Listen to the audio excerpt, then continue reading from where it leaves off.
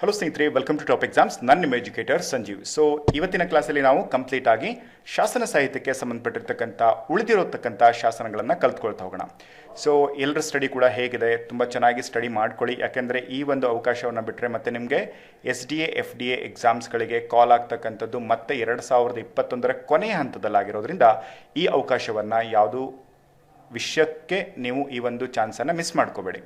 So ಇವತ್ತು ನಾವು discuss ಮಾಡ್ತಕ್ಕಂಥ ಈ ಶಾಸನ ಸಾಹಿತ್ಯದಲ್ಲಿ ವೆರಿ ಇಂಪಾರ್ಟೆಂಟ್ ಆಗಿರ್ತಕ್ಕಂಥ ಕಾನ್ಸೆಪ್ಟ್ಸ್ಗಳಿದ್ದಾವೆ.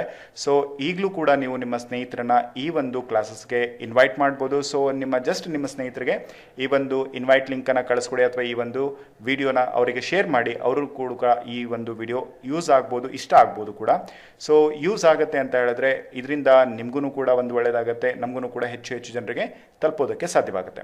ಸೊ ಐ ಹೋಪ್ ನೀವೆಲ್ಲರೂ ಕೂಡ ಶೇರ್ ಮಾಡ್ತೀರಾ ಅಂದ್ಕೊಳ್ತೀನಿ ಈ ಒಂದು ವಿಡಿಯೋ ಕಾನ್ಸೆಪ್ಟನ್ನು. ಓಕೆ, ಸೊ ಇದರ ಜೊತೆಗೆ ಇದುವರೆಗೂ ಕೂಡ ಟಾಪ್ ಎಕ್ಸಾಮ್ಸ್ನ ಟೆಲಿಗ್ರಾಮ್ ಚಾನಲ್ಗೆ ನೀವು ಜಾಯಿನ್ ಆಗಿರಲಿಲ್ಲ ಅಂತ ಹೇಳಿದ್ರೆ ಈಗಲೇ ಜಾಯ್ನ್ ಆಗಿ ಸೊ ಹೊಸ ಅಪ್ಡೇಟ್ಗಳನ್ನು ಪಡೀರಿ. ಜೊತೆಗೆ ನೀವು ನಿಮ್ಮ ಸ್ನೇಹಿತರನ್ನ ಖುದ್ದಾಗಿ ನಿಮ್ಮ ಟಾಪ್ ಎಕ್ಸಾಮ್ಸ್ನ ಟೆಲಿಗ್ರಾಮ್ ಚಾನಲ್ಗೆ ಜಾಯಿನ್ ಮಾಡ್ಬೋದು. ಸೊ ಅದಕ್ಕೆ ನೀವು ಮಾಡಬೇಕಾಗಿರೋದಿಷ್ಟೇ, ಇಲ್ಲಿ topexams.in ಇಲ್ಲೇನು ಕಾಣಿಸ್ತಾ ಇದೆ. ಸೊ ಈ ಒಂದು ಟೈಟಲ್ ಮೇಲೆ ಕ್ಲಿಕ್ ಮಾಡಿದ್ರಿ ಅಂತ ಹೇಳಿದ್ರೆ ನಿಮಗೆ ಸೆಕೆಂಡ್ ಒನ್ ಪ್ಯಾನಲ್ ಓಪನ್ ಆಗುತ್ತೆ ಅಥವಾ ಡ್ಯಾಶ್ಬೋರ್ಡ್ ಓಪನ್ ಆಗುತ್ತೆ. ಸೊ ಈ ಒಂದು ಡ್ಯಾಶ್ಬೋರ್ಡಲ್ಲಿ ನಿಮಗೆ ಆ್ಯಡ್ ಮೆಂಬರ್ಸ್ ಅಂತ ಹೇಳ್ಬಿಟ್ಟು ಆಪ್ಷನ್ ಕಾಣುತ್ತಲ್ವಾ. ಸೊ ಇದ್ರ ಮೇಲೆ ನೀವು ಕ್ಲಿಕ್ ಮಾಡಿದ್ರಿ ಅಂತ ಹೇಳಿದ್ರೆ ನಿಮಗೆ ಥರ್ಡ್ ಒನ್ ಪ್ಯಾನಲ್ ಕಾಣಿಸುತ್ತೆ. ಸೊ ಈ ಪ್ಯಾನಲಲ್ಲಿ ನೀವು ನಿಮ್ಮ ಸ್ನೇಹಿತರನ್ನು ಅಥವಾ ಕಾಂಪಿಟೇಟಿವ್ ಎಕ್ಸಾಮ್ಸಿಗೆ ಯಾರ್ಯಾರು ಪ್ರಿಪೇರ್ ಆಗ್ತಿರ್ತಾರೆ ಅವ್ರನ್ನೆಲ್ಲವನ್ನು ಕೂಡ ಸೆಲೆಕ್ಟ್ ಮಾಡಿ ಜಸ್ಟ್ ನೀವು ಈ ಒಂದು ರೈಟ್ ಬಾಕಲ್ಲಿ ನೀವು ಕ್ಲಿಕ್ ಮಾಡಿದ್ರಿ ಅಂತ ಹೇಳಿದ್ರೆ ಈ ಒಂದು ಮಾರ್ಕಿಗೆ ಕ್ಲಿಕ್ ಮಾಡಿದ ತಕ್ಷಣ ನಿಮ್ಮ ಎಲ್ಲ ಸ್ನೇಹಿತರು ಕೂಡ ಟಾಪ್ ಎಕ್ಸಾಮ್ಸ್ನ ಟೆಲಿಗ್ರಾಮ್ ಚಾನಲ್ಗೆ ಆ್ಯಡ್ ಆಗ್ತಾರೆ. ಸೊ ಇದಿಷ್ಟು ನೀವು ಮಾಡ್ತೀರಾ ಅಂದ್ಕೊಳ್ತೀನಿ. ಸೊ ಈಗ ಆಲ್ರೆಡಿ ಮಾಡಿರ್ತಕ್ಕಂಥ ಎಲ್ಲ ನನ್ನ ಸ್ನೇಹಿತರಿಗೂ ಕೂಡ ನನ್ನ ಧನ್ಯವಾದಗಳು. ಜೊತೆಗೆ ಈ ಕ್ಲಾಸಲ್ಲಿ ನಾವು ತಿಳ್ಕೊಳ್ತಕ್ಕಂಥ ಮೇನ್ ಆರ್ ಇಂಪಾರ್ಟೆಂಟ್ ಆಗಿರ್ತಕ್ಕಂಥ ಇನ್ಫಾರ್ಮೇಷನ್ಸ್ಗಳ ಬಗ್ಗೆ ನೋಡೋಣ. ಸೊ ಲಾಸ್ಟ್ ಕ್ಲಾಸಲ್ಲಿ ನಮಗೆ ತಿಳಿಸ್ಬೇಕಿದ್ರೆ ಹಲ್ಮಿಡಿ ಶಾಸನವನ್ನು ತಿಳಿಸಿದ್ವಿ, ಜೊತೆಗೆ ಕಪ್ಪೆ ಅರಬಟನ ಶಾಸನವನ್ನು ತಿಳಿಸಿದ್ವಿ. ಸೊ ಈಗ ನಾವು ಹಲ್ಮಿಡಿ ಶಾಸನದಲ್ಲಿರ್ತಕ್ಕಂಥ ಒಂದು ನ್ಯೂ ಅಪ್ಡೇಟ್ ಏನು ಅಂತ ಹೇಳಿದ್ರೆ, ಹಲ್ಮಿಡಿ ಶಾಸನ ಈಗ ಪ್ರೆಸೆಂಟ್ ಇರತಕ್ಕಂಥದ್ದು ಬೆಂಗಳೂರು ಪ್ರಾಚ್ಯವಸ್ತು ಸಂಗ್ರಹಾಲಯದಲ್ಲಿ. ಈಗ ಸದ್ಯಕ್ಕೆ ಇದು ಬೆಂಗಳೂರಲ್ಲಿ ಇದೆ. ಈ ಮೊದಲು ಅಂದರೆ 2003ರಲ್ಲಿ ಆ್ಯಕ್ಚುಲ್ ಆಗಿ ಇದನ್ನು ಬೆಂಗಳೂರಿಗೆ ಶಿಫ್ಟ್ ಮಾಡಲಾಗುತ್ತೆ. ಸೊ ಅದಕ್ಕಿಂತ ಮುಂಚೆ ಅಂದರೆ MH ಕೃಷ್ಣ ಅವರು 1930ರಲ್ಲಿ ಏನು ಈ ಶಾಸನವನ್ನು ಪತ್ತೆ ಹಚ್ತಾರೆ, ಆ ಒಂದು ಸಂದರ್ಭದಿಂದ 2003ವರೆಗೂ ಕೂಡ ಇದು ಮೈಸೂರು ವಸ್ತು ಸಂಗ್ರಹಾಲಯದಲ್ಲಿ ಇಡಲಾಗಿತ್ತು. ಬಟ್ 2003ರಿಂದ ಇದನ್ನು ಬೆಂಗಳೂರು ಪ್ರಾಚ್ಯವಸ್ತು ಸಂಗ್ರಹಾಲಯದಲ್ಲಿ ಇಡಲಾಗಿದೆ. ಇದು ನಿಮಗೆ 100% ಪಕ್ಕಾ ಇರ್ತಕ್ಕಂಥ ಒಂದು ಇನ್ಫಾರ್ಮೇಷನ್. ನೆಕ್ಸ್ಟ್ ಈಗ ನಾವು ಕಂಪ್ಲೀಟಾಗಿ 12 ಶಾಸನಗಳ ಬಗ್ಗೆ ಲಾಸ್ಟ್ ಕ್ಲಾಸಲ್ಲಿ ನಾನು ನಿಮಗೆ ಹೇಳಬೇಕಿದ್ರೆ ಇಂಪಾರ್ಟೆಂಟ್ ಪಾಯಿಂಟ್ಸ್ಗಳನ್ನು ನಿಮಗೆ ತಿಳಿಸಿದ್ದೆ. ಬಟ್ ಇವತ್ತು ನಾವು 13ನೇ ಪಾಯಿಂಟಿಂದ ಹಿಡಿದ್ಬಿಟ್ಟು ನೆಕ್ಸ್ಟ್ 21ನೇ ಶಾಸನದವರೆಗೂ ಕೂಡ ನೋಡ್ಕೊಳ್ತಾ ಹೋಗೋಣ. ಇಲ್ಲಿ ನಿಮಗೆ ಮೊದಲು ನೀಡಿರ್ತಕ್ಕಂಥ ಈಗೇನು ಚಾರ್ಟಲ್ಲಿ ನಿಮಗೆ ನೀಡಿದ್ದೀವಿ ಇದು ಸಿಂಗಲ್ ಗ್ಲಾನ್ಸಲ್ಲಿ ಕಲಿಯೋದಕ್ಕೋಸ್ಕರ ನೀಡಿರ್ತಕ್ಕಂಥ ಇನ್ಫಾರ್ಮೇಷನ್. ನೀವು ಎಲ್ಲ ಶಾಸನಗಳನ್ನು ನೋಡಿಕೊಂಡು ಹೋಗೋದು ಕಷ್ಟ ಆಯಿತು ಅಂತ ಹೇಳಿದ್ರೆ ಅಟ್ಲೀಸ್ಟ್ ನೀವು ಕೊನೆಯದಾಗಿ ಈ ಒಂದು ಚಾರ್ಟನ್ನು ಕೂಡ ಎಕ್ಸಾಮಿಗೆ ನೋಡ್ಕೊಂಡು ಹೋದರೆ ಇದ್ರ ಮೇಲೂ ಕೂಡ ಪ್ರಶ್ನೆಗಳು ಬರೋದಕ್ಕೆ ತುಂಬಾ ಸಾಧ್ಯತೆಗಳಿರುತ್ತೆ. ಅದರಿಂದ ಈ ಒಂದು ಚಾರ್ಟನ್ನು ನೋಡ್ಕೊಳ್ಳಿ. ಸೊ ಮೊದಲನೇದಾಗಿ ನಾವು ಚಂದ್ರವಳ್ಳಿ ಶಾಸನದ ಬಗ್ಗೆ ತಿಳ್ಕೊಳ್ಳೋಣ. ಸೊ ಚಂದ್ರವಳ್ಳಿ ಶಾಸನದಲ್ಲಿ 2 ವಿಷಯಕ್ಕೆ ಇದು ತುಂಬಾ ಇಂಪಾರ್ಟೆಂಟ್ ಆಗಿರುತ್ತೆ. ಮೊದಲನೇದಾಗಿ ಕರ್ನಾಟಕದಲ್ಲಿ ದೊರೆತಿರ್ತಕ್ಕಂಥ ಸಂಸ್ಕೃತ ಶಾಸನಗಳಲ್ಲಿ ಮೊಟ್ಟ ಮೊದಲ ಶಾಸನ ಅಂತ ಹೇಳಿದ್ರೆ ಅದು ಚಂದ್ರವಳ್ಳಿ ಶಾಸನ. ಸೊ ಒನ್ಸ್ ಅಗೇನ್ ಹೇಳ್ತಾ ಇದ್ದೀನಿ, ಕರ್ನಾಟಕದಲ್ಲಿ ಸಂಸ್ಕೃತದಲ್ಲಿ ದೊರೆತಿರ್ತಕ್ಕಂಥ ಶಾಸನಗಳಲ್ಲಿ ಮೊಟ್ಟ ಮೊದಲ ಶಾಸನ ಅಂತ ಹೇಳಿದ್ರೆ ಅದು ಚಂದ್ರವಳ್ಳಿ ಶಾಸನ. ನೆಕ್ಸ್ಟ್ ಚಂದ್ರವಳ್ಳಿ ಶಾಸನದ ಇನ್ನೊಂದು ಇಂಪಾರ್ಟೆಂಟ್ ವಿಷಯ ಏನು ಅಂತ ಹೇಳಿದ್ರೆ ಇದು ಕದಂಬರ ಅರಸ ಅಥವಾ ಮೂಲಪುರುಷನಾಗಿರ್ತಕ್ಕಂಥ ಮಯೂರವರ್ಮನ ಬಾಲ್ಯ ಜೀವನದ ಬಗ್ಗೆನೂ ಕೂಡ ತುಂಬಾ ಇನ್ಫಾರ್ಮೇಷನ್ನ ನೀಡ್ತಕ್ಕಂಥ ಶಾಸನ ಅಂತ ಹೇಳಿದ್ರೆ ಅದು ಚಂದ್ರವಳ್ಳಿ ಶಾಸನ. ಚಂದ್ರವಳ್ಳಿ ಶಾಸನದ ಕಾಲ ಇದು 10ನೇ ಶತಮಾನವಾಗಿರುತ್ತೆ. ಜೊತೆಗೆ ಚಂದ್ರವಳ್ಳಿ ಶಾಸನ ದೊರೆತಿರ್ತಕ್ಕಂಥದ್ದು ಕರ್ನಾಟಕದ ಚಿತ್ರದುರ್ಗ ಜಿಲ್ಲೆಯಲ್ಲಿ. ಐ ಹೋಪ್ ನಿಮಗೆ ಈ 4 ಇನ್ಫಾರ್ಮೇಷನ್ಸ್ಗಳು ಕ್ಲಿಯರ್ ಆಗಿದೆ. ಮೊದಲನೇದಾಗಿ ಕರ್ನಾಟಕದಲ್ಲಿ ದೊರೆತಿರ್ತಕ್ಕಂಥ ಮೊಟ್ಟ ಮೊದಲ ಸಂಸ್ಕೃತ ಶಾಸನ ಅಂತ ಹೇಳಿದ್ರೆ ಅದು ಚಂದ್ರವಳ್ಳಿ ಶಾಸನ. ಚಂದ್ರವಳ್ಳಿ ಶಾಸನದ ಮುಖ್ಯ ಮೂಲ ವಸ್ತು ಏನು ಅಂತ ಹೇಳಿದ್ರೆ ಮಯೂರವರ್ಮನ ಬಾಲ್ಯ ಜೀವನವನ್ನು ತಿಳಿಸ್ತಕ್ಕಂಥದ್ದು ಅಥವಾ ಕದಂಬರ ಮೂಲ ಪುರುಷ ಮಯೂರವರ್ಮನ ಬಗ್ಗೆ ತಿಳಿಸ್ತಕ್ಕಂಥ ಒಂದು ಶಾಸನವಾಗಿದೆ. ಇದರ ಕಾಲ 10ನೇ ಶತಮಾನ. ನಿಮಗೆ ಇಯರನ್ನು ಹೇಳ್ತಾ ಇದ್ದೀನಿ. ಸೊ ನಿಮ್ಗೆ ಏನಾದ್ರೂ ಕೂಡ ಹೊಂದಿಸಿ ಬರೆಯಿರಿ ಅಂತ ಹೇಳ್ಬಿಟ್ಟು ಕೊಟ್ಬಿಟ್ಟು ಇಯರನ್ನು ಕನೆಕ್ಟ್ ಮಾಡ್ತಿದ್ದಾರೆ ಅಂದರೆ ಅಲ್ಲಿಗೂ ಕೂಡ ಯೂಸ್ ಆಗುತ್ತೆ. ಜೊತೆಗೆ ಈ ಒಂದು ಪಾಯಿಂಟ್ಸ್ಗಳನ್ನು ನಿಮಗೆ ಕರೆಕ್ಟಾಗಿ ಮ್ಯಾಚಪ್ ಮಾಡೋದಕ್ಕೂ ಕೂಡ ಯೂಸ್ ಆಗುತ್ತೆ. ನೆಕ್ಸ್ಟ್ ಬಂದ್ಬಿಟ್ಟು 14ನೇ ಶಾಸನ ಅಂತ ಹೇಳಿದ್ರೆ ಅರ್ಜುನವಾಡ ಶಾಸನ. ಸೊ ಅರ್ಜುನವಾಡ ಶಾಸನದ ಮುಖ್ಯ ವಸ್ತು ಏನು ಅಂತ ಹೇಳಿದ್ರೆ ಬಸವಣ್ಣನ ವಂಶಾವಳಿಯನ್ನು ತಿಳಿಸ್ತಕ್ಕಂಥ ಶಾಸನ ಯಾವುದು ಅಂತ ಕೇಳಿದ್ರದು ಬಸವಣ್ಣನ ವಂಶಾವಳಿಯನ್ನು ತಿಳಿಸ್ತಕ್ಕಂಥ ಶಾಸನ ಯಾವುದು? ಅರ್ಜುನವಾಡ ಶಾಸನ. ಅರ್ಜುನವಾಡ ಶಾಸನ ಇದು ದತ್ತಿ ಅಥವಾ ದಾನ ಶಾಸನವಾಗಿರುತ್ತೆ.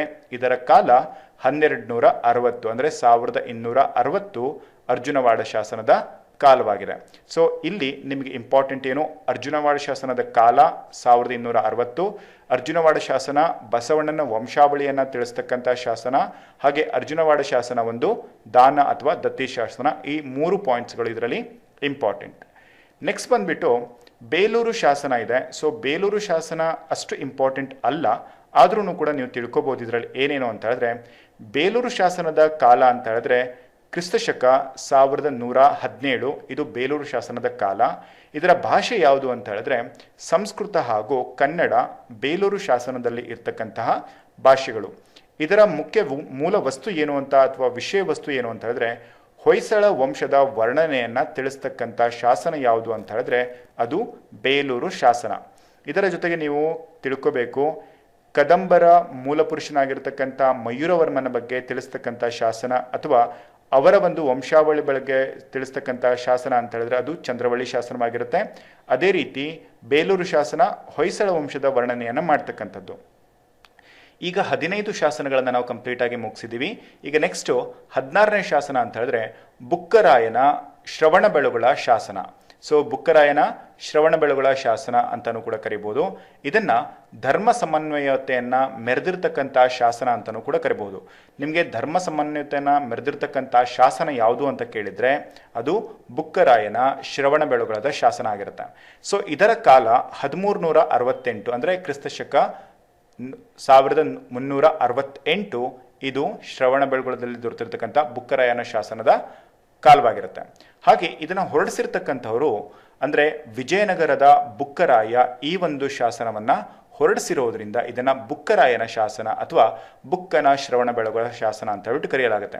ಇದರ ಮುಖ್ಯ ವಿಷಯ ವಸ್ತು ಏನು ಅಂತ ಹೇಳಿದ್ರೆ ಜೈನರು ಹಾಗೆ ವೈಷ್ಣವರ ನಡುವೆ ನಡೆದಿರ್ತಕ್ಕಂಥ ಧರ್ಮ ಕಲಹವನ್ನು ಬಗೆಹರಿಸೋದಕ್ಕೆ ಈ ಒಂದು ಅಂದರೆ ಬಗೆಹರಿಸೋದಕ್ಕೆ ಸಂಬಂಧಪಟ್ಟಿರ್ತಕ್ಕಂಥ ಈ ಒಂದು ಅಥವಾ ಆ ಒಂದು ವಿಷಯವನ್ನು ತಿಳಿಸ್ತಕ್ಕಂಥ ಶಾಸನ ಯಾವುದು ಅಂದರೆ ಅದು ಬುಕ್ಕರಾಯನ ಶ್ರವಣಬೆಳಗೊಳದ ಶಾಸನವಾಗಿರುತ್ತೆ. ಸೊ ಇಲ್ಲಿ ನೀವು ನೆನ್ಪಿಟ್ಕೋಬೇಕಾಗಿರ್ತಕ್ಕಂಥದ್ದು ಏನು ಅಂತ ಹೇಳಿದ್ರೆ ಧರ್ಮ ಸಮನ್ವಯತೆಯನ್ನು ಮೆರೆದಿರ್ತಕ್ಕಂಥ ಶಾಸನ ಅಂತ ಕೇಳಿದ್ರೆ ಅದು ಬುಕ್ಕರಾಯನ ಶ್ರವಣಬೆಳಗೊಳದ ಶಾಸನ. ಹಾಗೆ ಈ ಒಂದು ಶಾಸನದ ವಿಷಯ ವಸ್ತು ಜೈನ ಹಾಗೂ ವೈಷ್ಣವರ ನಡುವೆ ನಡೆದಿರ್ತಕ್ಕಂಥ ಕಲಹದ ನಿವಾರಣೆಗೆ ಸಂಬಂಧಪಟ್ಟಿರ್ತಕ್ಕಂಥ ಒಂದು ಶಾಸನವಾಗಿದೆ. ಹಾಗೆ ಈ ಶಾಸನ ಯಾವ ಥರದ್ದು ಅಂತ ಹೇಳಿದ್ರೆ ಇದು ಒಂದು ಧರ್ಮ ಶಾಸನವಾಗಿರುತ್ತೆ. ಸೊ ಇದಿಷ್ಟು ಇನ್ಫಾರ್ಮೇಷನ್ಸ್ಗಳು ನಿಮಗೆ ಗೊತ್ತಿರಲಿ. ಈಗ ನಾವು 17ನೇ ಶಾಸನವಾಗಿರತಕ್ಕಂಥ ಆಲಂಪುರ ತಾಮ್ರ ಶಾಸನವನ್ನು ನೋಡೋಣ. ಸೊ ಆಲಂಪುರ ತಾಮ್ರ ಶಾಸನದ ಕಾಲ ಅಂತ ಹೇಳಿದ್ರೆ ಕ್ರಿಸ್ತಶಕ 804 ಆಲಂಪುರ ತಾಮ್ರ ಶಾಸನಕ್ಕೆ ಸಂಬಂಧಪಟ್ಟಿರ್ತಕ್ಕಂಥ ಕಾಲ.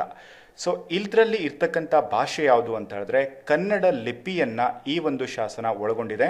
ಸೊ ಕನ್ನಡ ಲಿಪಿ ಅಂತ ಹೇಳಿದ್ರೆ ನೀವು ಗಮನಿಸಬೇಕಾಗಿರ್ತಕ್ಕಂಥದ್ದು ಆಲಂಪುರ ತಾಮ್ರ ಶಾಸನದ ಕಾಲ 804 ಅಂತ ಹೇಳಿದ್ರೆ ಈ ಒಂದು ಕಾಲದಲ್ಲಿ ಇರ್ತಕ್ಕಂಥ ಕನ್ನಡ ಭಾಷೆ ಯಾವುದಾಗಿರುತ್ತೆ ಅದು ಪೂರ್ವ ಹಳಗನ್ನಡವನ್ನು ಒಳಗೊಂಡಿರ್ತಕ್ಕಂಥ ಒಂದು ಶಾಸನವಂತ ನಾವು ಹೇಳ್ಬೋದು. ಇದು ತಾಮ್ರ ಪತ್ರದಲ್ಲಿ ಬರೆದಿರ್ತಕ್ಕಂಥ ಶಾಸನವಾಗಿರ್ತಕ್ಕಂಥದ್ದು.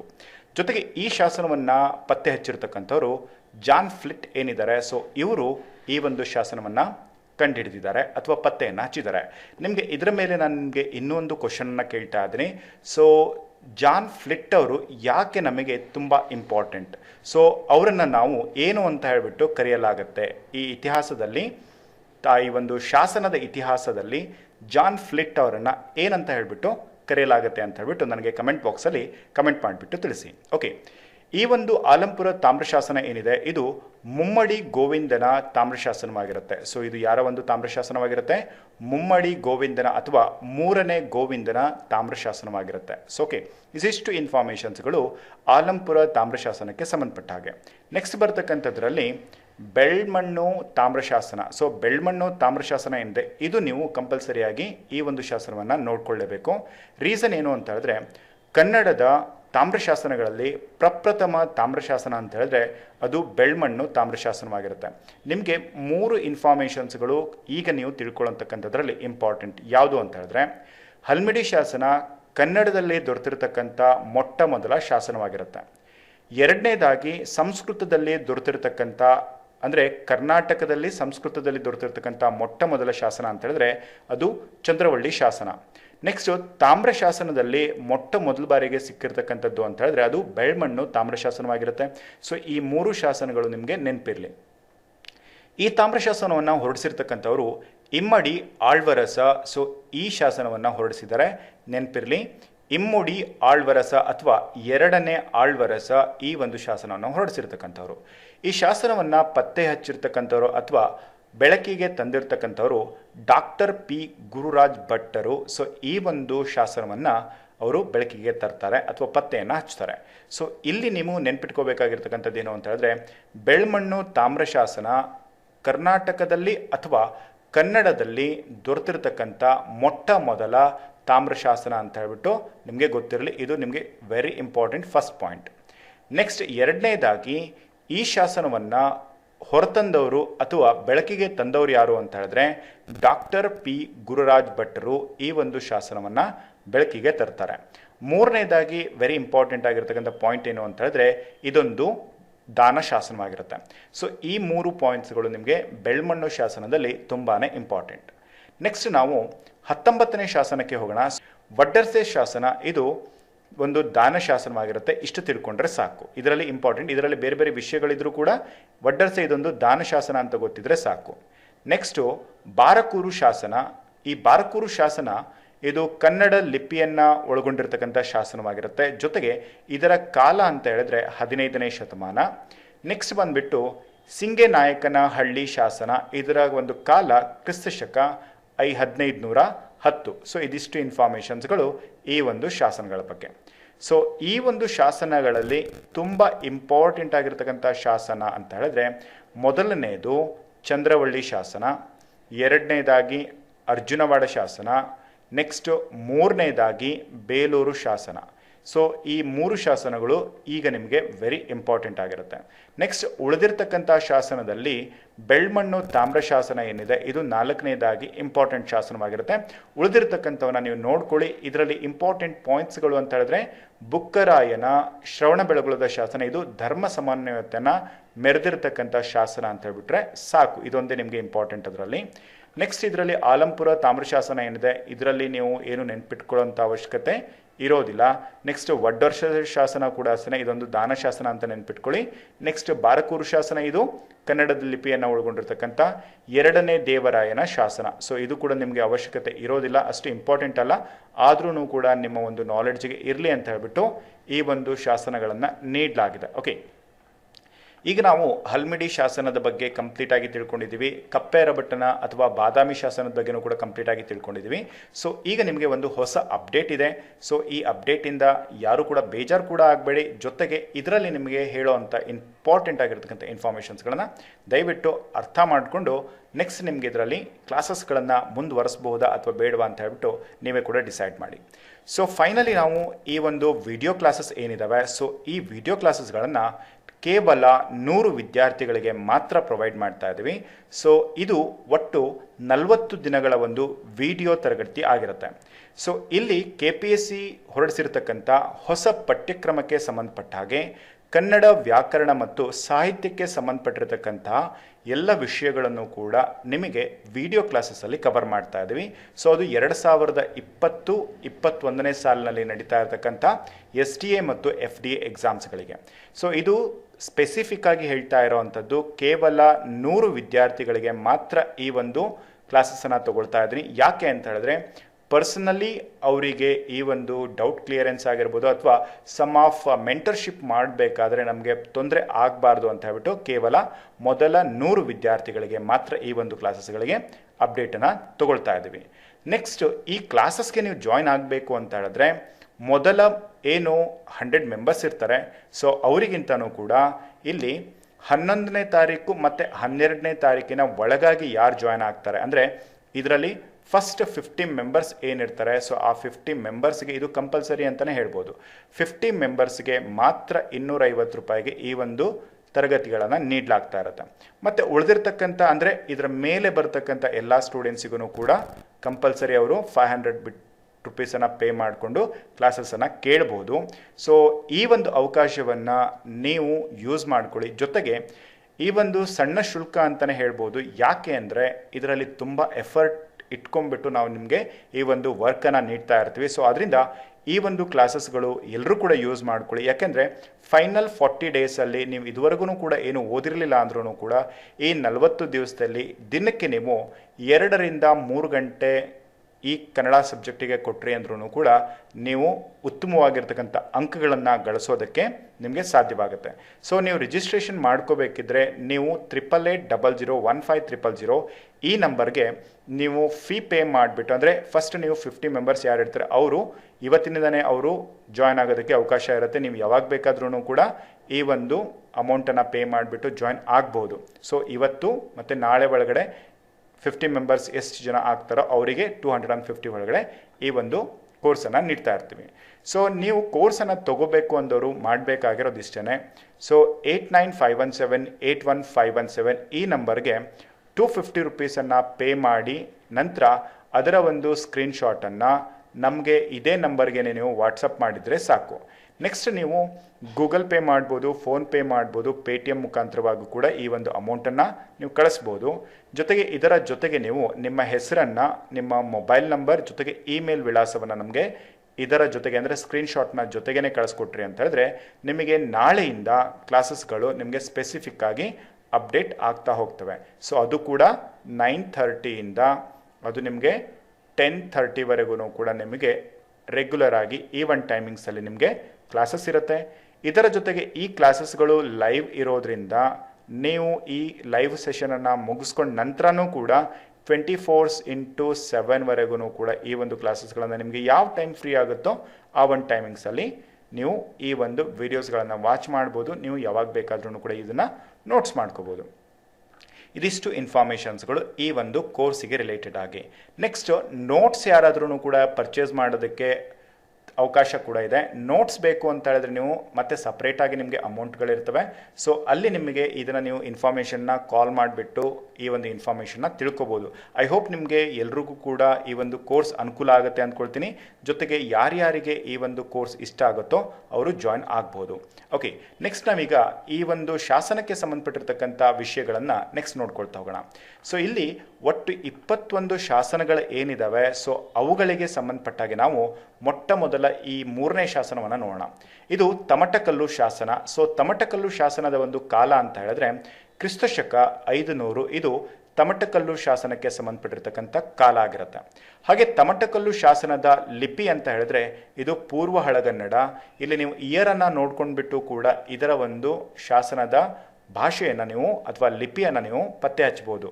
ಸೊ ಇಲ್ಲಿ ತಮಟಕಲ್ಲಿನ ಶಾಸನ, ಈ ಒಂದು ಶಾಸನ ಹೊರಡಿಸಿರ್ತಕ್ಕಂಥ ಲಿಪಿ ಪೂರ್ವ ಹಳಗನ್ನಡ. ನೆಕ್ಸ್ಟ್ ತಮಟಕಲ್ಲು ಶಾಸನ ದೊರೆತಿರ್ತಕ್ಕಂಥ ಪ್ರದೇಶ ಇದು ಚಿತ್ರದುರ್ಗ ಜಿಲ್ಲೆಯಲ್ಲಿ ಈ ಶಾಸನ ದೊರೆತಿದೆ. ನೆಕ್ಸ್ಟ್ ತಮಟಕಲ್ಲು ಶಾಸನ ಒಂದು ವೀರಗಲ್ಲು ಆಗಿರುತ್ತೆ. ತಮಟಕಲ್ಲು ಶಾಸನ ಒಂದು ವೀರಗಲ್ಲು. ನಾನು ನಿಮಗೆ ಹೈಲೈಟ್ ಮಾಡ್ತಕ್ಕಂಥ ಪಾಯಿಂಟ್ಸ್ಗಳನ್ನು ನೀವು ನೆನ್ಪಿಟ್ಕೋಬೇಕು. ಇದು ಯಾಕೆ ಅಂದರೆ ಇಂಪಾರ್ಟೆಂಟ್ ಆಗಿರ್ತಕ್ಕಂಥ ಪಾಯಿಂಟ್ಸ್ ಆಗಿರ್ತವೆ. ನೀವು ಚಾರ್ಟಲ್ಲಿ ಕೂಡ ನೋಡಿದಿರಲ್ವ, ಅವೇ ಪಾಯಿಂಟ್ಸ್ಗಳು ನಿಮಗಿಲ್ಲಿ ಹೈಲೈಟ್ ಆಗಿರ್ತಕ್ಕಂಥದ್ದು. ನೆಕ್ಸ್ಟು ತಮಟಕಲ್ಲು ಶಾಸನದಲ್ಲಿ ವರ್ಣಿತವಾಗಿರ್ತಕ್ಕಂಥ ವೀರ ಯಾರು ಅಂತ ಹೇಳಿದ್ರೆ ಗುಣಮಧುರಾಂಕ ಈ ಒಂದು ಶಾಸನದಲ್ಲಿ ವರ್ಣನೆಗೊಂಡಿರ್ತಕ್ಕಂಥ ವೀರ. ಸೊ ನಿಮಗೆ ಗುಣಮಧುರಾಂಕ ಇವರ ಬಗ್ಗೆ ಗೊತ್ತಿರಲಿ. ತಮಟಕಲ್ಲು ಶಾಸನ ಇದೊಂದು ವೀರಗಲ್ಲು ಅಂತಲೂ ಕೂಡ ಗೊತ್ತಿರಲಿ. ಹಾಗೆ ತಮಟಕಲ್ಲು ಶಾಸನದ ಲಿಪಿ ಪೂರ್ವ ಹಳಗನ್ನಡ ಅಂತ ಕೂಡ ಗೊತ್ತಿರಬೇಕು. ಹಾಗೆ ತಮಟಕಲ್ಲು ಶಾಸನದ ಕಾಲ ಅಂತ ಕೇಳಿದರೆ ಕ್ರಿಸ್ತಶಕ 500. ಹಾಗೆ ತಮಟಕಲ್ಲು ಶಾಸನ ಸಿಕ್ಕಿರ್ತಕ್ಕಂಥದ್ದು ಚಿತ್ರದುರ್ಗ ಜಿಲ್ಲೆಯಲ್ಲಿ ಈ ಶಾಸನ ದೊರೆತಿದೆ. ಸೊ ಈ ಎಲ್ಲ ಇನ್ಫಾರ್ಮೇಷನ್ಸ್ಗಳು ನಿಮಗೆ ಇಂಪಾರ್ಟೆಂಟ್. ರೀಸನ್ ಇದನ್ನು ಯಾವ ರೀತಿ ಬೇಕಾದರೂ ಪ್ರಶ್ನೆಯನ್ನು ಕೇಳ್ಬೋದು. ನೆಕ್ಸ್ಟ್ ಇದರಲ್ಲಿ ತಮಟಕಲ್ಲು ಶಾಸನದ ವೈಶಿಷ್ಟ್ಯತೆ ಏನು ಅಂತ ಹೇಳಿದ್ರೆ ಇದು ಪ್ರಾಸಯುಕ್ತವಾಗಿರ್ತಕ್ಕಂಥ ಒಂದು ರಚನೆಯನ್ನು ಹೊಂದಿರತಕ್ಕಂಥ ಶಾಸನವಾಗಿದೆ. ಸೊ ಇದರ ಮುಖ್ಯ ವೈಶಿಷ್ಟ್ಯ ಅದನ್ನೇ ಪ್ರಾಸಯುಕ್ತವಾಗಿರ್ತಕ್ಕಂಥ ರಚನೆ. ನೆಕ್ಸ್ಟ್ ಇದು ಆದಮೇಲೆ ನಿಮಗೆ ಶಾಸನದ ಆರಂಭದಲ್ಲಿ ಬಳಸಲಾದ ವೃತ್ತ ಯಾವುದು ಅಂತ ಕೇಳಲಾಗಿದೆ.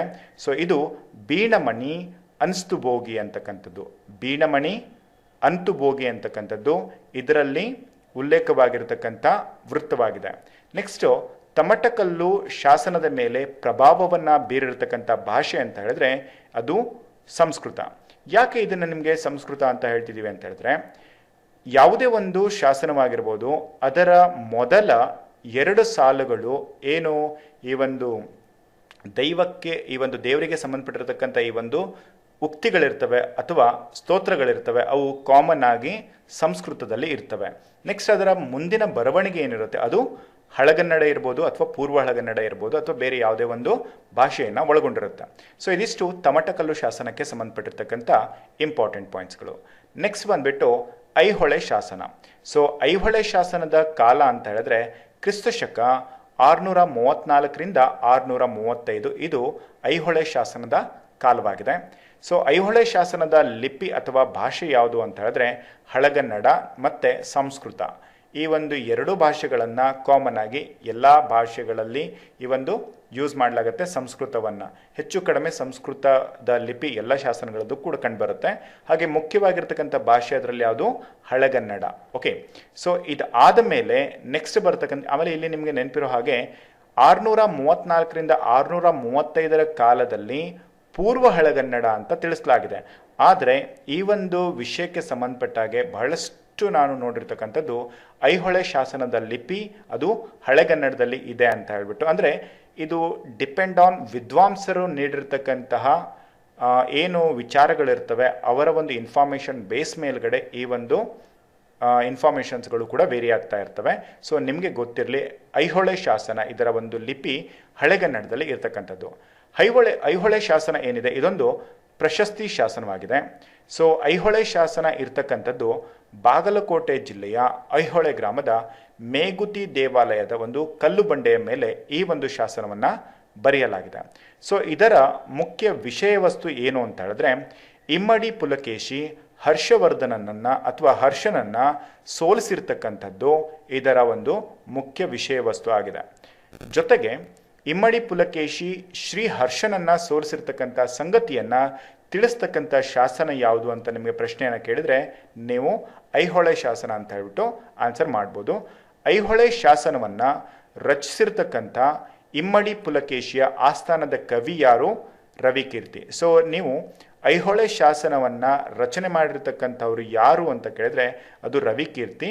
ನೆನಪಿರಲಿ, ಯಾಕೆಂದರೆ ಈ ಒಂದು ವಿಷಯದ ಮೇಲೆ ಕೆಲವು ಎಕ್ಸಾಮ್ಸ್ಗಳಲ್ಲಿ ಈ ಪ್ರಶ್ನೆಯನ್ನು ಕೇಳಿದ್ದಾರೆ. ಐಹೊಳೆ ಶಾಸನವನ್ನು ರಚಿಸಿದ ಕವಿ ಯಾರು ಅಂತ ಕೇಳಿದರೆ ರವಿಕೀರ್ತಿ. ಈಗ ನಾವು 5ನೇ ಶಾಸನವನ್ನು ನೋಡೋಣ. ಸೊ ಈ 5ನೇ ಶಾಸನ ಬುಕ್ಕರಾಯನ ಶ್ರವಣಬೆಳಗೊಳದ ಶಾಸನ ಅಂತ ಕರಿಬೋದು.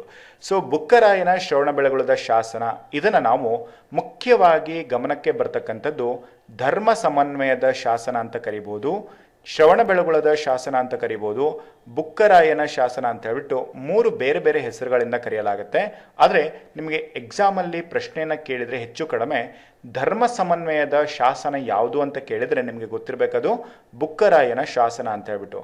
ಧರ್ಮ ಸಮನ್ವಯತನ್ನು ತಿಳಿಸ್ತಕ್ಕಂತಹ ಶಾಸನ ಅಂತ ಕೇಳಿದ್ರು ನಿಮಗೆ ಗೊತ್ತಿರಬೇಕದು ಬುಕ್ಕರಾಯನ ಶಾಸನ ಅಥವಾ ಶ್ರವಣಬೆಳಗೊಳದ ಶಾಸನ. ಸೊ ಈ ಇಂಪಾರ್ಟೆಂಟ್ ಲೈನನ್ನು ನೀವು ತಪ್ಪದ ಹಾಗೆ ತಿಳ್ಕೊಳ್ಳಬೇಕು.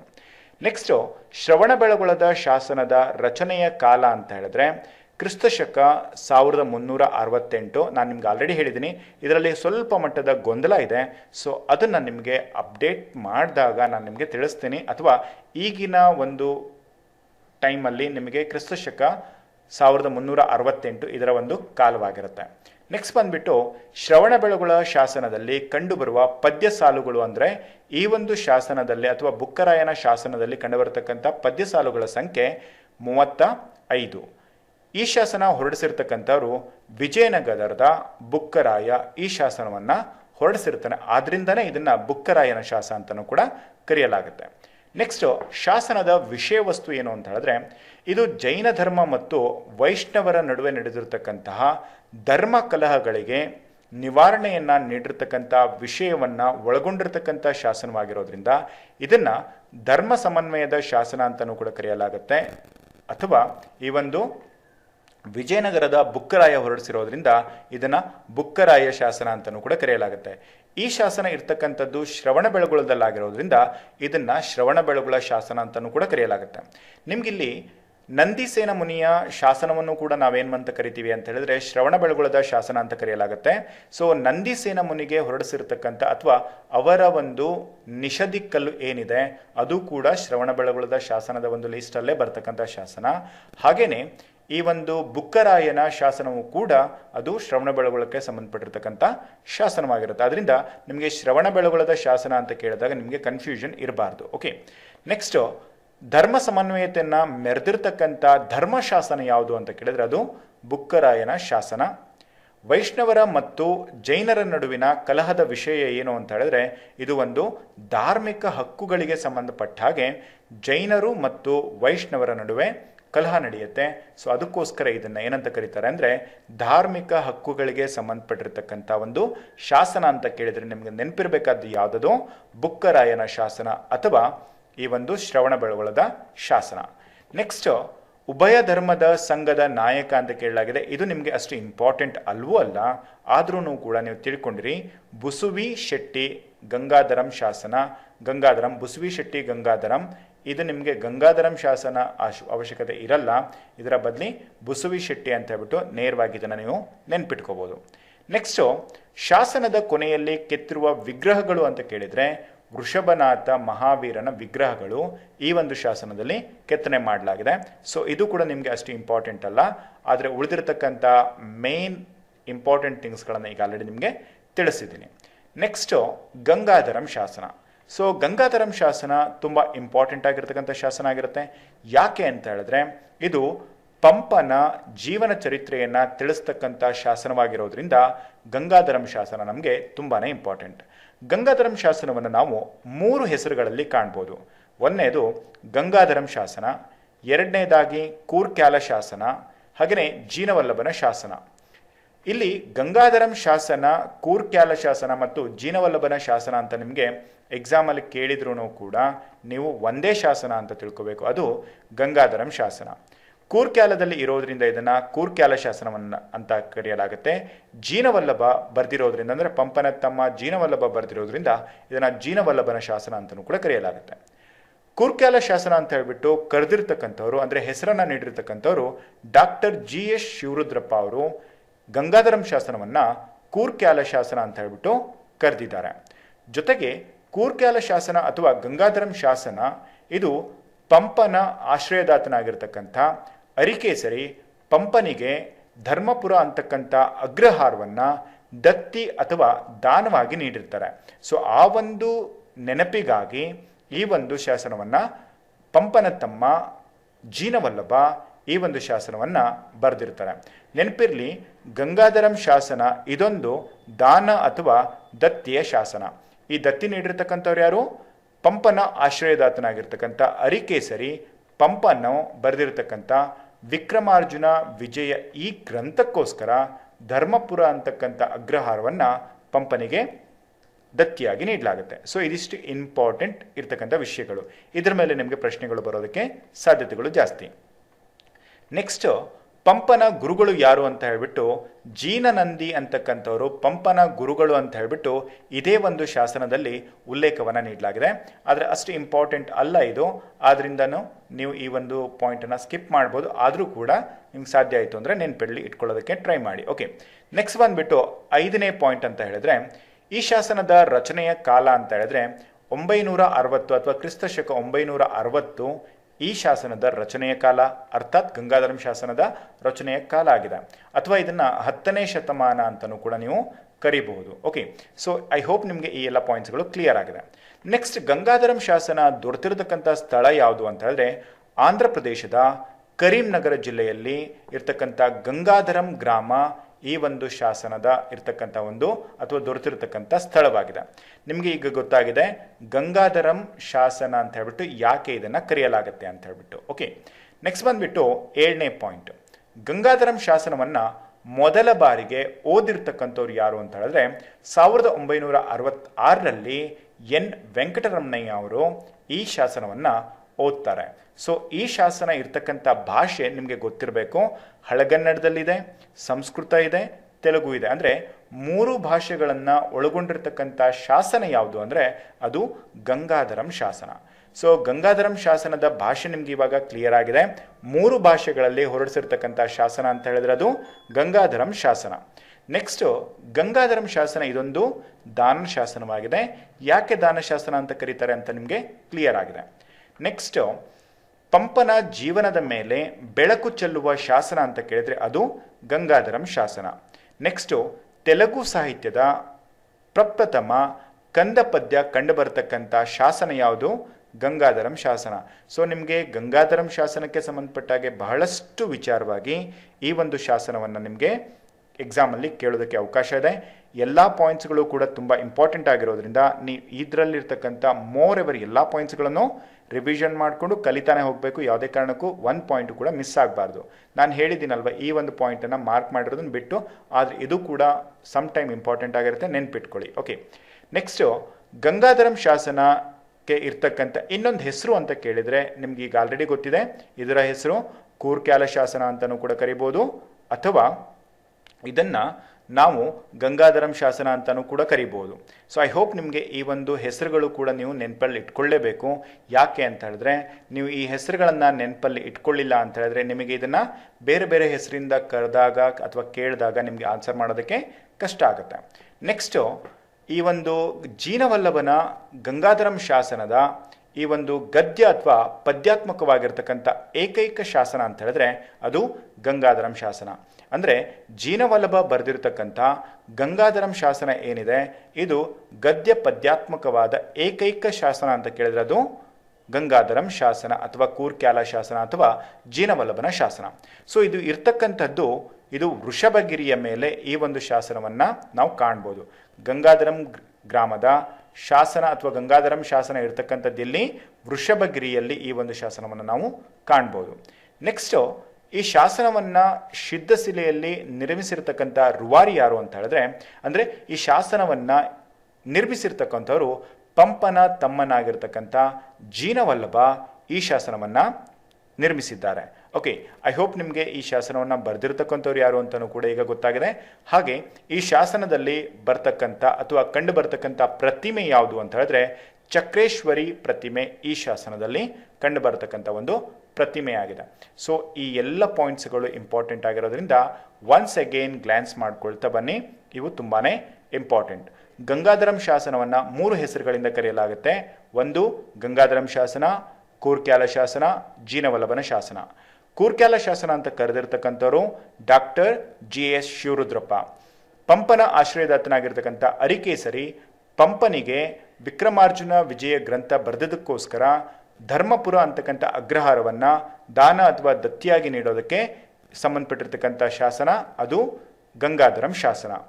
ಗಂಗಾಧರಂ ಶಾಸನದ ಕಾಲ ಕ್ರಿಸ್ತಶಕ 960ರಿಂದ 10ನೇ ಶತಮಾನ ಕೂಡ ಆಗಿರುತ್ತೆ. ಯಾಕೆಂದರೆ 961 10ನೇ ಶತಮಾನ.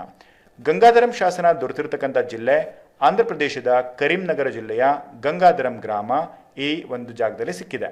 ಗಂಗಾಧರಂ ಶಾಸನವನ್ನು ಮೊದಲನೇ ಬಾರಿಗೆ ಓದಿರ್ತಕ್ಕಂಥವ್ರು 1966ರಲ್ಲಿ ಎನ್ ವೆಂಕಟರಮಣಯ್ಯ ಅವರು ಈ ಶಾಸನವನ್ನು ಓದ್ತಾರೆ. ಈ ಶಾಸನ ಯಾವ ಥರದ ಶಾಸನ ಅಂತ ಕೇಳಿದ್ರೆ ಇದೊಂದು ದಾನ ಶಾಸನ. ಇದರಲ್ಲಿ ನಾನು ಮಾಡಿಕೊಟ್ಟಿಲ್ಲ ನಿಮಗೆ, ಇದನ್ನು ನೀವು ಖುದ್ದಾಗಿ ಮಾಡ್ಕೊಳ್ಳಿ. ಇಫ್ ಇನ್ ಕೇಸ್ ನೀವು ಮಾಡಿರಲಿಲ್ಲ ಅಂತ ಹೇಳಿದ್ರೆ ನಾನೇ ಒನ್ಸ್ ಅಗೇನ್ ನಿಮಗೆ ಇವನ್ನು ಮಾಡಿಕೊಟ್ಟಿರ್ತೀನಿ. ಓಕೆ, ಎಲ್ಲ ದಾನ ಶಾಸನಗಳನ್ನು ಒಂದು ಕಡೆ ಬರ್ಕೊಳ್ಳಿ, ಎಲ್ಲ ಪ್ರಶಸ್ತಿ ಶಾಸನಗಳನ್ನು ಒಂದು ಕಡೆ ಬರ್ಕೊಳ್ಳಿ. ಹಾಗೆ ಪ್ರಪ್ರಥಮ ಶಾಸನಗಳು ಯಾವ್ಯಾವ್ದಿದ್ದಾವೆ ಅವುಗಳನ್ನು ಒಂದು ಕಡೆ ಬರ್ಕೊಳ್ಳಿ. ಅಂದರೆ ಸಂಸ್ಕೃತ, ಕನ್ನಡದಲ್ಲಿರ್ತಕ್ಕಂಥ ತಾಮ್ರದ ಶಾಸನ ಆಗಿರ್ಬೋದು, ಇವನ್ನೆಲ್ಲ ಒಂದು ಕಡೆ ಬರ್ಕೊಳ್ಳಿ.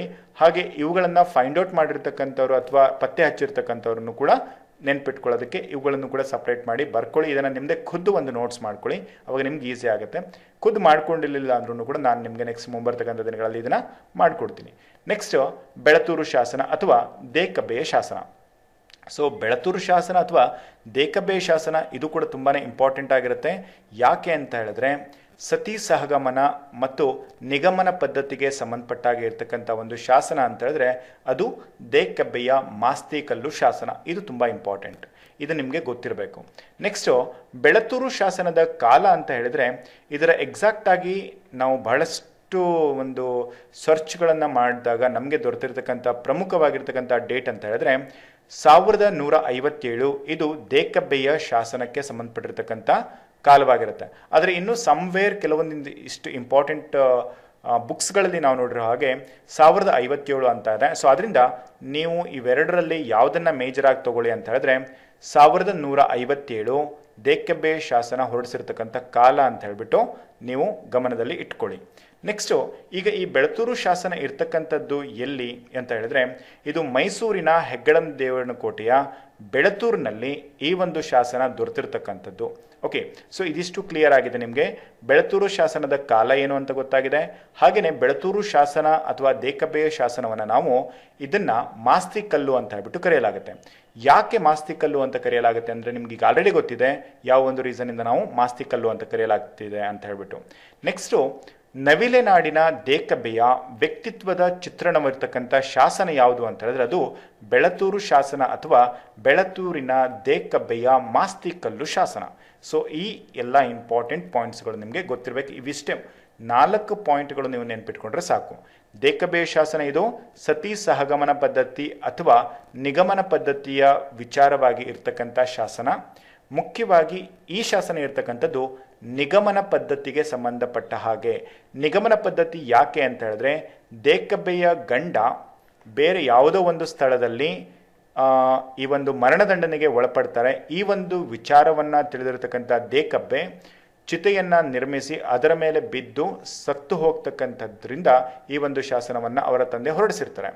ಸೊ ಇಲ್ಲಿ ಏನು ಇಂಪಾರ್ಟೆಂಟ್ ಪಾಯಿಂಟ್ ಅಂತ ಹೇಳಿದ್ರೆ ಸತಿ ಸಹಗಮನ ಪದ್ಧತಿ ಅಥವಾ ನಿಗಮನ ಪದ್ಧತಿ ಅಂತಕ್ಕಂಥದ್ದು ಕಡ್ಡಾಯವಾಗಿ ಇರಲಿಲ್ಲ ಅಂತಕ್ಕಂತಹ ಒಂದು ವಿಚಾರವನ್ನು ಮೊಟ್ಟ ಮೊದಲನೇ ಬಾರಿಗೆ ತಿಳಿಸ್ತಕ್ಕಂತಹ ಶಾಸನ ಅಂತ ಕೇಳಿದ್ರೆ ಅದು ದೇಕಬ್ಬೆಯ ಬೆಳತೂರು ಶಾಸನ ಆಗಿರುತ್ತೆ. ಈ ಪಾಯಿಂಟನ್ನು ನೀವು ನೆನ್ಪಿಟ್ಕೋಬೇಕು. ಎಕ್ಸಾಮಲ್ಲಿ ಇದರ ಮೇಲೆ ನಿಮಗೆ ಪ್ರಶ್ನೆಯನ್ನು ಕೇಳ್ಬೋದು.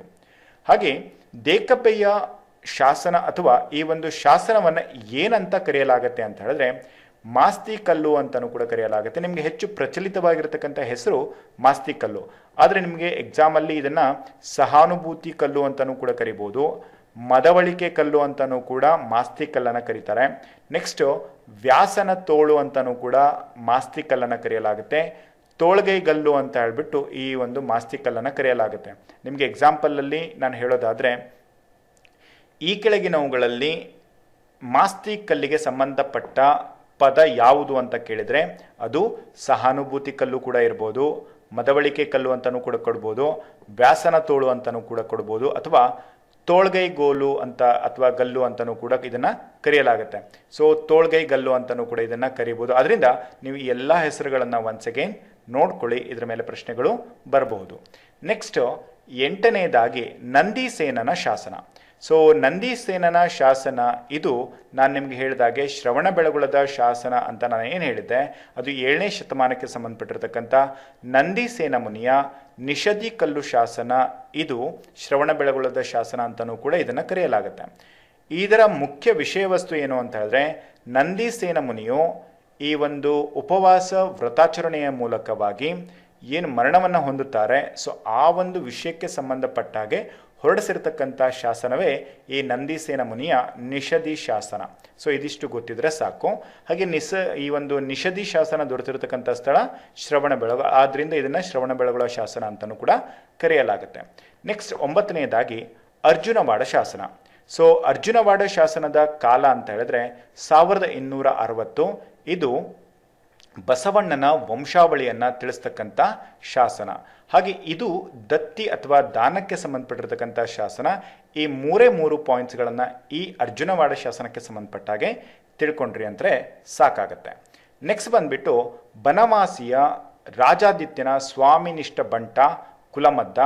ಹಾಗೆ ಕುಲಮದ್ದನ ಹೋರಾಟ ಮತ್ತು ಪರಾಕ್ರಮವನ್ನು ತಿಳಿಸ್ತಕ್ಕಂಥ ಶಾಸನ ಅಂತ ಹೇಳಿದ್ರೆ ಅದು ಮಾವಳಿ ಶಾಸನ. ಜೊತೆಗೆ ಮಾವಳಿ ಶಾಸನ ಒಂದು ವೀರಗಲ್ಲಾಗಿದೆ. ಹಾಗೆ ಮಾವಳಿ ಶಾಸನ ಇರ್ತಕ್ಕಂಥದ್ದು ಇದು ಹಳಗನ್ನಡದ ಗದ್ಯ ರೂಪದಲ್ಲಿ ಇರ್ತಕ್ಕಂಥ ಶಾಸನ. ಇದು ನಿಮಗೆ ಸ್ಪೆಸಿಫಿಕ್ ಆಗಿ ನಾನು ತೋರಿಸಿಲ್ಲ, ಯಾಕೆಂದರೆ ಇದೊಂದು ಇನ್ಫಾರ್ಮೇಷನ್ ತುಂಬಾ ಕಮ್ಮಿ ಇದೆ, ಜೊತೆಗೆ ಅಷ್ಟು ಇಂಪಾರ್ಟೆಂಟ್ ಅಲ್ಲದೆ ಇರೋದ್ರಿಂದ ಇದನ್ನು ನಾನು ನಿಮಗೆ ಜಸ್ಟ್ ಆ್ಯಸ್ ಎ ಪಾಯಿಂಟ್ ಆಗಿ ತಿಳಿಸಿದ್ದೀನಿ ಅಷ್ಟೇ. ಇದನ್ನು ಹೊರತುಪಡಿಸಿದರೆ ಇದರಲ್ಲಿ ಅಷ್ಟು ಇಂಪಾರ್ಟೆಂಟ್ ವಿಷಯಗಳು ಇರೋದಿಲ್ಲ. ಆದರೂ ಕೂಡ ಇದನ್ನು ನೀವು ನೋಡ್ಕೊಳ್ಳಿ. ಅಂದರೆ ಶಾಸನಕ್ಕೆ ಸಂಬಂಧಪಟ್ಟ ಹಾಗೆ ಇಲ್ಲಿ ಏನೇನನ್ನು ನೀಡಿರ್ತೀವೋ ಅವೆಲ್ಲವೂ ಕೂಡ ಇಂಪಾರ್ಟೆಂಟ್, ಆದರೆ ಇದರಲ್ಲಿ ಅಷ್ಟು ಇಂಪಾರ್ಟೆಂಟ್ ಅಲ್ಲದೆ ಇರೋದ್ರಿಂದ ಇದನ್ನು ನೀವು ಲೀವ್ ಕೂಡ ಮಾಡ್ಬೋದು. ಓಕೆ, ನೆಕ್ಸ್ಟ್ ಬಂದುಬಿಟ್ಟು 10ನೇ ಶಾಸನ, ಅದು ಲಕ್ಕುಂಡಿ ಶಾಸನ. ಲಕ್ಕುಂಡಿ ಶಾಸನ ಅಂತ ಹೇಳಿದ್ರೆ ನಿಮಗೆ ಗೊತ್ತಿರಬೇಕು, ದಾನ ಚಿಂತಾಮಣಿ ಅತ್ತಿಮೆಬ್ಬೆಯ ಕುರಿತಾಗಿ ಇರ್ತಕ್ಕಂಥ ಶಾಸನವಾಗಿದೆ. ಸೊ ಇದನ್ನು ನಾವು ದಾನ ಚಿಂತಾಮಣಿ ಅತ್ತಿಮೆಬ್ಬೆಯ ಕುರಿತಾಗಿ ಇರ್ತಕ್ಕಂಥ ಶಾಸನ ಯಾವುದು? ಲಕ್ಕುಂಡಿ ಶಾಸನ. ಇದರ ಕಾಲ 10ನೇ ಶತಮಾನ. ಹಾಗೆ ಇದು ಇರ್ತಕ್ಕಂಥದ್ದು ಗದಗ ಜಿಲ್ಲೆಯ ಲಕ್ಕುಂಡಿಯಲ್ಲಾಗಿರೋದ್ರಿಂದ ಇದನ್ನು ಲಕ್ಕುಂಡಿ ಶಾಸನ ಅಂತಲೇ ಕರೆಯಲಾಗುತ್ತೆ. ನಿಮಗೆ ನೆನಪಿರಲಿ, ದಾನ ಚಿಂತಾಮಣಿ ಅತ್ತಿಮಬ್ಬೆಯ ಕುರಿತಾಗಿ ಇರ್ತಕ್ಕಂಥ ಶಾಸನ ಅಂತ ಹೇಳಿದ್ರೆ ಲಕ್ಕುಂಡಿ ಶಾಸನ. ಲಕ್ಕುಂಡಿ ಶಾಸನ ಏನನ್ನ ತಿಳಿಸುತ್ತೆ ಅಂತ ಹೇಳಿದ್ರೆ, ಅತ್ತಿಮಬ್ಬೆಯ ದಾನಕ್ಕೆ ಸಂಬಂಧಪಟ್ಟಾಗೆ ಇರ್ತಕ್ಕಂಥ ಹಲವಾರು ವಿಚಾರಗಳನ್ನು ಲಕ್ಕುಂಡಿ ಶಾಸನ ತಿಳಿಸುತ್ತೆ. ಇದು ಕೂಡ ನಿಮಗೆ ನೆನಪಿರಲಿ. ಲಕ್ಕುಂಡಿ ಶಾಸನದಲ್ಲಿ ನೀವು ಇನ್ನೂ ತಿಳಿಬಹುದಾಗಿರ್ತಕ್ಕಂಥದ್ದು ಏನು ಅಂತ ಹೇಳಿದ್ರೆ, ದಾನ ಚಿಂತಾಮಣಿ ಅಂತಕ್ಕಂಥ ಬಿರುದು, ಅಥವಾ ಕಲಿಕಾಲ ಪಾರ್ವತಿ ಅಂತಕ್ಕಂಥ ಬಿರುದು, ಅಥವಾ ಅಭಿನವ ಸರಸ್ವತಿ ಅಂತಕ್ಕಂಥ ಬಿರುದು ದಾನ ಚಿಂತಾಮಣಿ ಅತ್ತಿಮಬ್ಬೆಗೆ ಇತ್ತು ಅಂತಕ್ಕಂಥದ್ದನ್ನು ಕೂಡ ನಾವಿದರಲ್ಲಿ ನೋಡ್ಬೋದು. ನಿಮಗೆ ನೆನಪಿರಬೇಕು, ದಾನ ಚಿಂತಾಮಣಿ ಅತ್ತಿಮಬ್ಬೆಯ ಬಿರುದುಗಳು ಅಂತ ಕೇಳಿದ್ರೆ ದಾನ ಚಿಂತಾಮಣಿ ದಾನ ಮಾಡ್ತಾ ಇರ್ತಕ್ಕಂಥದ್ರಿಂದ, ಹಾಗೆ ಕಲಿಕಾಲ ಪಾರ್ವತಿ, ಅಭಿನವ ಸರಸ್ವತಿ ಅಂತ ಹೇಳ್ಬಿಟ್ಟು ದಾನ ಚಿಂತಾಮಣಿ ಅತ್ತಿಮಬ್ಬೆಯನ್ನು ಕರೆಯಲಾಗುತ್ತೆ. ನಿಮಗೆ ಇಲ್ಲಿ ನೆನ್ಪಿಟ್ಕೋಬೇಕು ಅಂತ ಹೇಳಿದ್ರೆ, ಅಭಿನವ ಪಂಪ ಅಂತ ಹೇಳ್ಬಿಟ್ಟು ಯಾರನ್ನ ಕರೀತಾರೆ ಅಂತ ಹೇಳ್ಬಿಟ್ಟು ನನಗೆ ಇವಾಗ ಕಮೆಂಟಲ್ಲಿ ಕಮೆಂಟ್ ಮಾಡಿ ತಿಳಿಸ್ತಾ ಹೋಗಿ. ಓಕೆ, ಸೊ ಅಭಿನವ ಪಂಪ ಅಂತ ಹೇಳ್ಬಿಟ್ಟು ಯಾರನ್ನ ಕರೀತಾರೆ? ಸೊ ದಾನ ಚಿಂತಾಮಣಿಯನ್ನ ಅಭಿನವ ಸರಸ್ವತಿ ಅಂತ ಹೇಳ್ಬಿಟ್ಟು ಕರೆಯಲಾಗುತ್ತೆ. ಸೊ ಎಲ್ಲರೂ ಕೂಡ ಗೊತ್ತಿರೋ ಅಂಥವ್ರು ಪಾರ್ಟಿಸಿಪೇಟ್ ಮಾಡಿ. ನೀವು ನಮ್ಮ ಜೊತೆ ಇಂಟ್ರಾಕ್ಟಲ್ಲಿ ಇದ್ರಿ ಅಂತ ಹೇಳಿದ್ರೆ ನಾವು ನಿಮ್ಮ ಜೊತೆ ಅದೇ ರೀತಿ ಇಂಟ್ರಾಕ್ಟಲ್ಲಿ ಇರೋದಕ್ಕೆ ಸಾಧ್ಯವಾಗುತ್ತೆ. ನೆಕ್ಸ್ಟ್ ಬಂದ್ಬಿಟ್ಟು ಆತಕೂರು ಶಾಸನ. ಸೊ ಆತಕೂರು ಶಾಸನ ಇದು 11ನೇ ಶಾಸನವಾಗಿದೆ. ಆತಕೂರು ಶಾಸನದ ಮುಖ್ಯ ವಿಷಯ ವಸ್ತು ಅಂತಲೂ ಕೂಡ ನೀವು ತಿಳ್ಕೋಬೇಕಾಗಿರ್ತಕ್ಕಂಥದ್ದು ತುಂಬ ಇದೆ. ಇಲ್ಲಿ ಆತಕೂರು ಶಾಸನ ಅಂತಕ್ಕಂಥದ್ದು ಕ್ರಿಸ್ತಶಕ 873ರಲ್ಲಿ ಈ ಶಾಸನವನ್ನು ಹೊರಡಿಸಲಾಗುತ್ತೆ. ಜೊತೆಗೆ ಇದು ಒಂದು ಪ್ರಾಣಿಯ ನಿಷ್ಠೆಗಾಗಿ ಅಥವಾ ಈ ಒಂದು ನಾಯಿಯ ವೀರತ್ವವನ್ನು ತೋರಿಸ್ತಕ್ಕಂಥ ಏಕೈಕ ಶಾಸನ ಅಂತ ಹೇಳಿದ್ರೆ ಅದು ಆತಕೂರು ಶಾಸನ. ಇದು ಸಂಪೂರ್ಣವಾಗಿ ನಾಯಿಗಾಗಿ ಈ ಒಂದು ಶಾಸನವನ್ನು ಹೊರಡಿಸಲಾಗಿದೆ. ಹಾಗೆ ಇದು ರಾಜಾದಿತ್ಯನನ್ನ ಕೊಂದಿರ್ತಕ್ಕಂಥವನು ಅಥವಾ ಕೊಂದವನು ಭೂತಕ ಅಂತಕ್ಕಂಥದ್ದು ಅಂತ ತಿಳಿಸ್ತಕ್ಕಂಥ ಶಾಸನ ಕೂಡ ಅದು ಆತಕೂರು ಶಾಸನವಾಗಿರುತ್ತೆ. ಇದರಲ್ಲಿ ಆತಕೂರು ಶಾಸನದಲ್ಲಿ ಮುಖ್ಯವಾಗಿರ್ತಕ್ಕಂಥ ವಿಷಯ ಅಂತ ಹೇಳಿದ್ರೆ, ಪ್ರಾಣಿಗಾಗಿ ಅಥವಾ ನಾಯಿಗಾಗಿ ಇರ್ತಕ್ಕಂಥ ಏಕೈಕ ಶಾಸನ ಅಂತ ಹೇಳಿದ್ರೆ ಆತಕೂರು ಶಾಸನ ಅಂತಕ್ಕಂಥದ್ದು. ಓಕೆ, ನೆಕ್ಸ್ಟು ಆತಕೂರು ಶಾಸನ ಒಂದು ವೀರಗಲ್ಲಾಗಿದೆ. ಹಾಗೆ ಆತಕೂರು ಶಾಸನ ಇರ್ತಕ್ಕಂಥದ್ದು ಈಗ ಪ್ರೆಸೆಂಟು ಬೆಂಗಳೂರು ಪ್ರಾಚ್ಯವಸ್ತು ಸಂಗ್ರಹಾಲಯ ಅಥವಾ ಬೆಂಗಳೂರು ಮ್ಯೂಸಿಯಂನಲ್ಲಿ ಆತಕೂರು ಶಾಸನವನ್ನು ಈಗ ಇಡಲಾಗಿದೆ. ನೆಕ್ಸ್ಟ್ ಬಂದ್ಬಿಟ್ಟು 12ನೇ ಶಾಸನ, ಇದು ಬೇಲೂರು ಶಾಸನ. ಸೊ ಬೇಲೂರು ಶಾಸನದಲ್ಲೂ ತುಂಬ ಇಂಪಾರ್ಟೆಂಟ್ ಆಗಿ 3 ಪಾಯಿಂಟ್ಸ್ಗಳು ನಿಮಗೆ ನೋಡೋದಕ್ಕೆ ಸಿಗುತ್ತೆ. ಸೊ ಇದು ಬೇಲೂರು ಶಾಸನದ ಕಾಲ ಅಂತ ಹೇಳಿದ್ರೆ ಕ್ರಿಸ್ತಶಕ 1117 ಇದು ಬೇಲೂರು ಶಾಸನದ ಕಾಲವಾಗಿದೆ. ನೆಕ್ಸ್ಟು ಬೇಲೂರು ಶಾಸನ ಇದು ಹೊಯ್ಸಳ ವಂಶದ ವರ್ಣನೆಯನ್ನು ತಿಳಿಸ್ತಕ್ಕಂಥ ಶಾಸನ, ಅದು ಬೇಲೂರು ಶಾಸನ. ನಿಮಗೆ ನೆನಪಿರಲಿ, ಹೊಯ್ಸಳ ವಂಶದ ವರ್ಣನೆಯನ್ನು ತಿಳಿಸ್ತಕ್ಕಂಥ ಶಾಸನ ಯಾವುದು ಅಂತ ಕೇಳಿದರೆ ಬೇಲೂರು ಶಾಸನವಾಗಿರುತ್ತೆ. ಹಾಗೆ ಕದಂಬ ಅರಸರ ಮಯೂರವರ್ಮನ ಒಂದು ಜೀವನವನ್ನು ತಿಳಿಸ್ತಕ್ಕಂಥ ಶಾಸನ ಅಂತ ಹೇಳಿದ್ರೆ ಅದು ಯಾವುದು ಅಂತ ಹೇಳ್ಬಿಟ್ಟು ಕಮೆಂಟ್ ಬಾಕ್ಸಲ್ಲಿ ಕಮೆಂಟ್ ಮಾಡಿ. ಓಕೆ, ನಿಮ್ಮ ಒಂದು ಪಾರ್ಟಿಸಿಪೇಷನ್ ಇಂಪಾರ್ಟೆಂಟ್ ಆಗಿರುತ್ತೆ. ಯಾಕೆ ಅಂತ ಹೇಳಿದ್ರೆ ಒಂದು ಕೈಯಿಂದ ಯಾವತ್ತೂ ಚಪ್ಪಾಳೆ ಆಗಲ್ಲ, 2 ಕೈ ಸೇರಿದರೆ ಮಾತ್ರ ಚಪ್ಪಾಳೆ ಆಗೋದ್ರಿಂದ ನಾವು ಹೇಳೋದನ್ನ ನೀವು ಕೇಳಿಸ್ಕೊಂಡು ಅದನ್ನು ನೀವು ಒನ್ಸ್ ಅಗೇನ್ ನಿಮ್ಮನ್ನು ನೀವು ರಿಕಾಲ್ ಮಾಡಿಕೊಂಡು ಅದನ್ನು ತಿಳಿಸಿದ್ರಿ ಅಂದರೆ ನಿಮಗೂ ಕೂಡ ರಿಕಾಲ್ ಆಗುತ್ತೆ, ನಮಗೂ ಕೂಡ ನಮ್ಮ ಸ್ಟೂಡೆಂಟ್ಸ್ ನಮ್ಮ ಜೊತೆ ವರ್ಕ್ ಮಾಡ್ತಿದ್ದಾರೆ ಅಂತಲೂ ಕೂಡ ಅನಿಸುತ್ತೆ. ಓಕೆ, ಐ ಹೋಪ್ ಎಲ್ಲರೂ ಕೂಡ ಈ ಒಂದು ಕ್ವಶನ್ಗೆ ಆನ್ಸರ್ ಮಾಡ್ತೀರಿ ಅಂದ್ಕೊಳ್ತೀನಿ. ನೆಕ್ಸ್ಟು ಬೇಲೂರು ಶಾಸನದ ಭಾಷೆ ಯಾವುದು ಅಂತ ಕೇಳಲಾಗುತ್ತೆ. ಸೊ ಬೇಲೂರು ಶಾಸನದಲ್ಲಿ ಸಂಸ್ಕೃತ ಮತ್ತು ನಾವು ಕನ್ನಡವನ್ನು ಕಾಣಬಹುದು. ಓಕೆ, ಈ 3 ಪಾಯಿಂಟ್ಸ್ಗಳು ನಿಮಗೆ ಇಂಪಾರ್ಟೆಂಟ್. ಸೊ ಅದರಿಂದ ತಪ್ಪದೇನೆ ಇವುಗಳನ್ನು ಕಲೀರಿ. ನೆಕ್ಸ್ಟು ಕುವರ ಲಕ್ಷ್ಮಣನ ಶಾಸನ ಏನಿದೆ, ಸೊ ಈ ಕುವರ ಲಕ್ಷ್ಮಣನ ಶಾಸನ ಅಷ್ಟು ಇಂಪಾರ್ಟೆಂಟ್ ಅಲ್ಲ. ಆದರೂ ಕೂಡ ಇದನ್ನು ನೋಡ್ಕೊಳ್ಳಿ ಅಷ್ಟೇ. ಯಾಕೆಂದರೆ ನಾನು ನಿಮಗೆ ಇಂಪಾರ್ಟೆಂಟ್ ಅಲ್ಲ ಅಂತ ಹೇಳೋ ಉದ್ದೇಶ ಏನು ಇಷ್ಟೇ. ನಿಮಗೆ ಒಂದು ವೇಳೆ ಕಲಿಯೋದಕ್ಕೆ ಆಗಲಿಲ್ಲ ಅಂದ್ರೂ ಕೂಡ ಇದನ್ನು ಬಿಡಬಹುದು. ಇಂಪಾರ್ಟೆಂಟ್ ಅಂತಿರ್ತಕ್ಕಂಥ ಕಂಪಲ್ಸರಿಯಾಗಿ ನೀವು ಕಲೀಲೇಬೇಕು. ನೆಕ್ಸ್ಟ್ ಕುವರ ಲಕ್ಷ್ಮಣನ ಶಾಸನದ ಕಾಲ ಅಂತ ಹೇಳಿದ್ರೆ 1220 ಇದು ಕುವರ ಲಕ್ಷ್ಮಣನ ಶಾಸನದ ಕಾಲ. ಇದು ದೊರೆತಿರ್ತಕ್ಕಂಥ ಸ್ಥಳ ಯಾವುದು ಅಂತ ಹೇಳಿದ್ರೆ ಹಾಸನ ಜಿಲ್ಲೆಯ ಹಳೆಬೀಡು ಈ ಶಾಸನ ದೊರೆತಿರ್ತಕ್ಕಂಥ ಕಾಲವಾಗಿದೆ. ನೆಕ್ಸ್ಟು ಹಳೆಬೀಡಿನ ಹೊಯ್ಸಳೇಶ್ವರ ದೇವಾಲಯ ಏನಿದೆ ಅದರಲ್ಲಿ ಪ್ರಾಕಾರದಲ್ಲಿ ಪಶ್ಚಿಮದ ಕಡೆ ಕಂಬದಲ್ಲಿ ಇರ್ತಕ್ಕಂಥ ಒಂದು ಶಾಸನವಾಗಿದೆ. ಅದನ್ನು ನಾವು ಕುವರ ಲಕ್ಷ್ಮಣನ ಶಾಸನ ಅಂತ ಕರೆಯಲಾಗುತ್ತೆ. ಇದು ಎಲ್ಲಿರ್ತಕ್ಕಂಥದ್ದು ಅಂತ ಕೇಳಿದ್ರೆ ಹಳೆಬೀಡು ಹೊಯ್ಸಳೇಶ್ವರ ದೇವಾಲಯದಲ್ಲಿ ಅಥವಾ ದೇವಾಲಯದ ಒಂದು ಕಂಬದಲ್ಲಿ ಇರ್ತಕ್ಕಂಥ ಒಂದು ಶಾಸನ ಅಂತ ನೆನ್ಪಿಟ್ಕೊಂಡ್ರೆ ಸಾಕು. ಇಷ್ಟೇ ನಿಮಗೆ ಇದರಲ್ಲಿ ಇರ್ತಕ್ಕಂಥ ಇಂಪಾರ್ಟೆಂಟ್ ಪಾಯಿಂಟ್ ಇದರಲ್ಲಿ. ನೆಕ್ಸ್ಟ್ ಇದರ ವಿಷಯ ವಸ್ತು ಏನು ಅಂತ ಹೇಳಿದ್ರೆ ಕುವರ ಲಕ್ಷ್ಮಣ ಮತ್ತು ಎರಡನೇ ಬಲ್ಲಾಳನ ಪರಾಕ್ರಮದ ಬಗ್ಗೆ ಈ ಒಂದು ಶಾಸನದಲ್ಲಿ ಹೇಳಲಾಗಿದೆ. ನೋಡಿ ಇದರಲ್ಲಿ ನಿಮಗೆ ಇಂಪಾರ್ಟೆಂಟ್ ಯಾವುದು ಪಾಯಿಂಟ್ಸ್ ಅಂತ ಹೇಳಿದ್ರೆ ಇದರಲ್ಲಿ ಇರೋದ್ರಲ್ಲೇ ಇಂಪಾರ್ಟೆಂಟ್ ಅಂತ ಹೇಳಿದ್ರೆ ಕುವರ ಲಕ್ಷ್ಮಣನ ಶಾಸನದ ಕಾಲ ಇಂಪಾರ್ಟೆಂಟ್ ಆಗಿದೆ. ಹಾಗೆ ಕುವರ ಲಕ್ಷ್ಮಣ ಶಾಸನ ದೊರೆತಿರ್ತಕ್ಕಂಥದ್ದು ಎಲ್ಲಿ ಅಂತ ಹೇಳಿದ್ರೆ ಹಳೆಬೀಡಿನ ಹೊಯ್ಸಳೇಶ್ವರ ದೇವಾಲಯದಲ್ಲಿ ಈ ಒಂದು ಶಾಸನ ದೊರೆತಿರ್ತಕ್ಕಂಥ ಇವೆರಡು ಪಾಯಿಂಟ್ಸ್ಗಳು ನಿಮಗೆ ಇಂಪಾರ್ಟೆಂಟ್. ನೆಕ್ಸ್ಟ್ ಚಂದ್ರವಳ್ಳಿ ಶಾಸನ. ಚಂದ್ರವಳ್ಳಿ ಶಾಸನ ತುಂಬಾ ಇಂಪಾರ್ಟೆಂಟ್ ಆಗಿರ್ತಕ್ಕಂಥ ಶಾಸನ. ಯಾಕೆ ಅಂತ ಹೇಳಿದ್ರೆ ಇದು ಕನ್ನಡ ನಾಡಿನ ಅರಸನಾಗಿರ್ತಕ್ಕಂಥ ಅಥವಾ ಮೂಲ ಪುರುಷನಾಗಿರ್ತಕ್ಕಂಥ ಕದಂಬರ ಮಯೂರವರ್ಮನ ಜೀವನವನ್ನು ತಿಳಿಸ್ತಕ್ಕಂಥ ಶಾಸನ ಅಂತ ಹೇಳಿದ್ರೆ ಅದು ಚಂದ್ರವಳ್ಳಿ ಶಾಸನ. ಸೊ ಚಂದ್ರವಳ್ಳಿ ಶಾಸನದ ಕಾಲ ಕ್ರಿಸ್ತಶಕ 345. ಹಾಗೆ ಚಂದ್ರವಳ್ಳಿ ಶಾಸನದ ಭಾಷೆ ಯಾವುದು ಅಂತ ಹೇಳಿದ್ರೆ ಸಂಸ್ಕೃತ.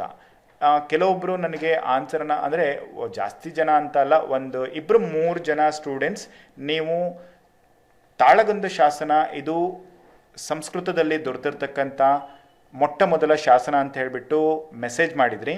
ಒಂದು ವಿಚಾರ ತಿಳ್ಕೊಳ್ಳಿ, ಈ ಒಂದು ತಾಳಗುಂದ ಶಾಸನ ಒಂದು ವೇಳೆ ಸಂಸ್ಕೃತದಲ್ಲಿ ದೊರೆದೇನೆ ಕನ್ನಡದಲ್ಲಿ ದೊರೆತಿದ್ರೆ ಅದು ಈ ಒಂದು ಜಾಗದಲ್ಲಿ ಬರ್ತಾ ಇರಲಿಲ್ಲ.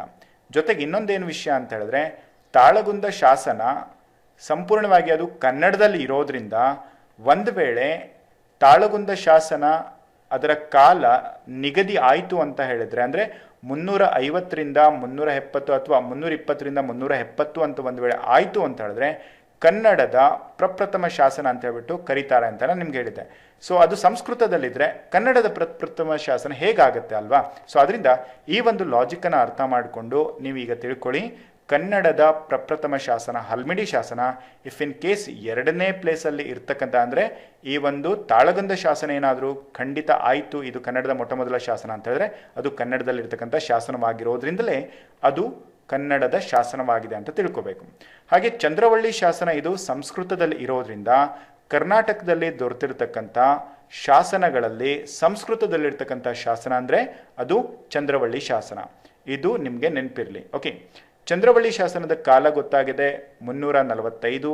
ಚಂದ್ರವಳ್ಳಿ ಶಾಸನ ದೊರೆತಿರ್ತಕ್ಕಂಥದ್ದು ಚಿತ್ರದುರ್ಗ ಜಿಲ್ಲೆಯಲ್ಲಿ. ಚಂದ್ರವಳ್ಳಿ ಶಾಸನವನ್ನು ಹೊರಡಿಸಿರ್ತಕ್ಕಂಥವರು ಕದಂಬರ ಅರಸ ಮಯೂರವರ್ಮ ಚಂದ್ರವಳ್ಳಿ ಶಾಸನವನ್ನು ಹೊರಡಿಸಿದ್ದಾರೆ. ನಾನು ನಿಮಗೆ ರಿಪೀಟ್ ಮಾಡ್ತಾ ಇರೋ ಉದ್ದೇಶ ನಿಮಗೆ ರಿವಿಷನ್ ಆಗಬೇಕು ಅಂತಕ್ಕಂಥದ್ದು.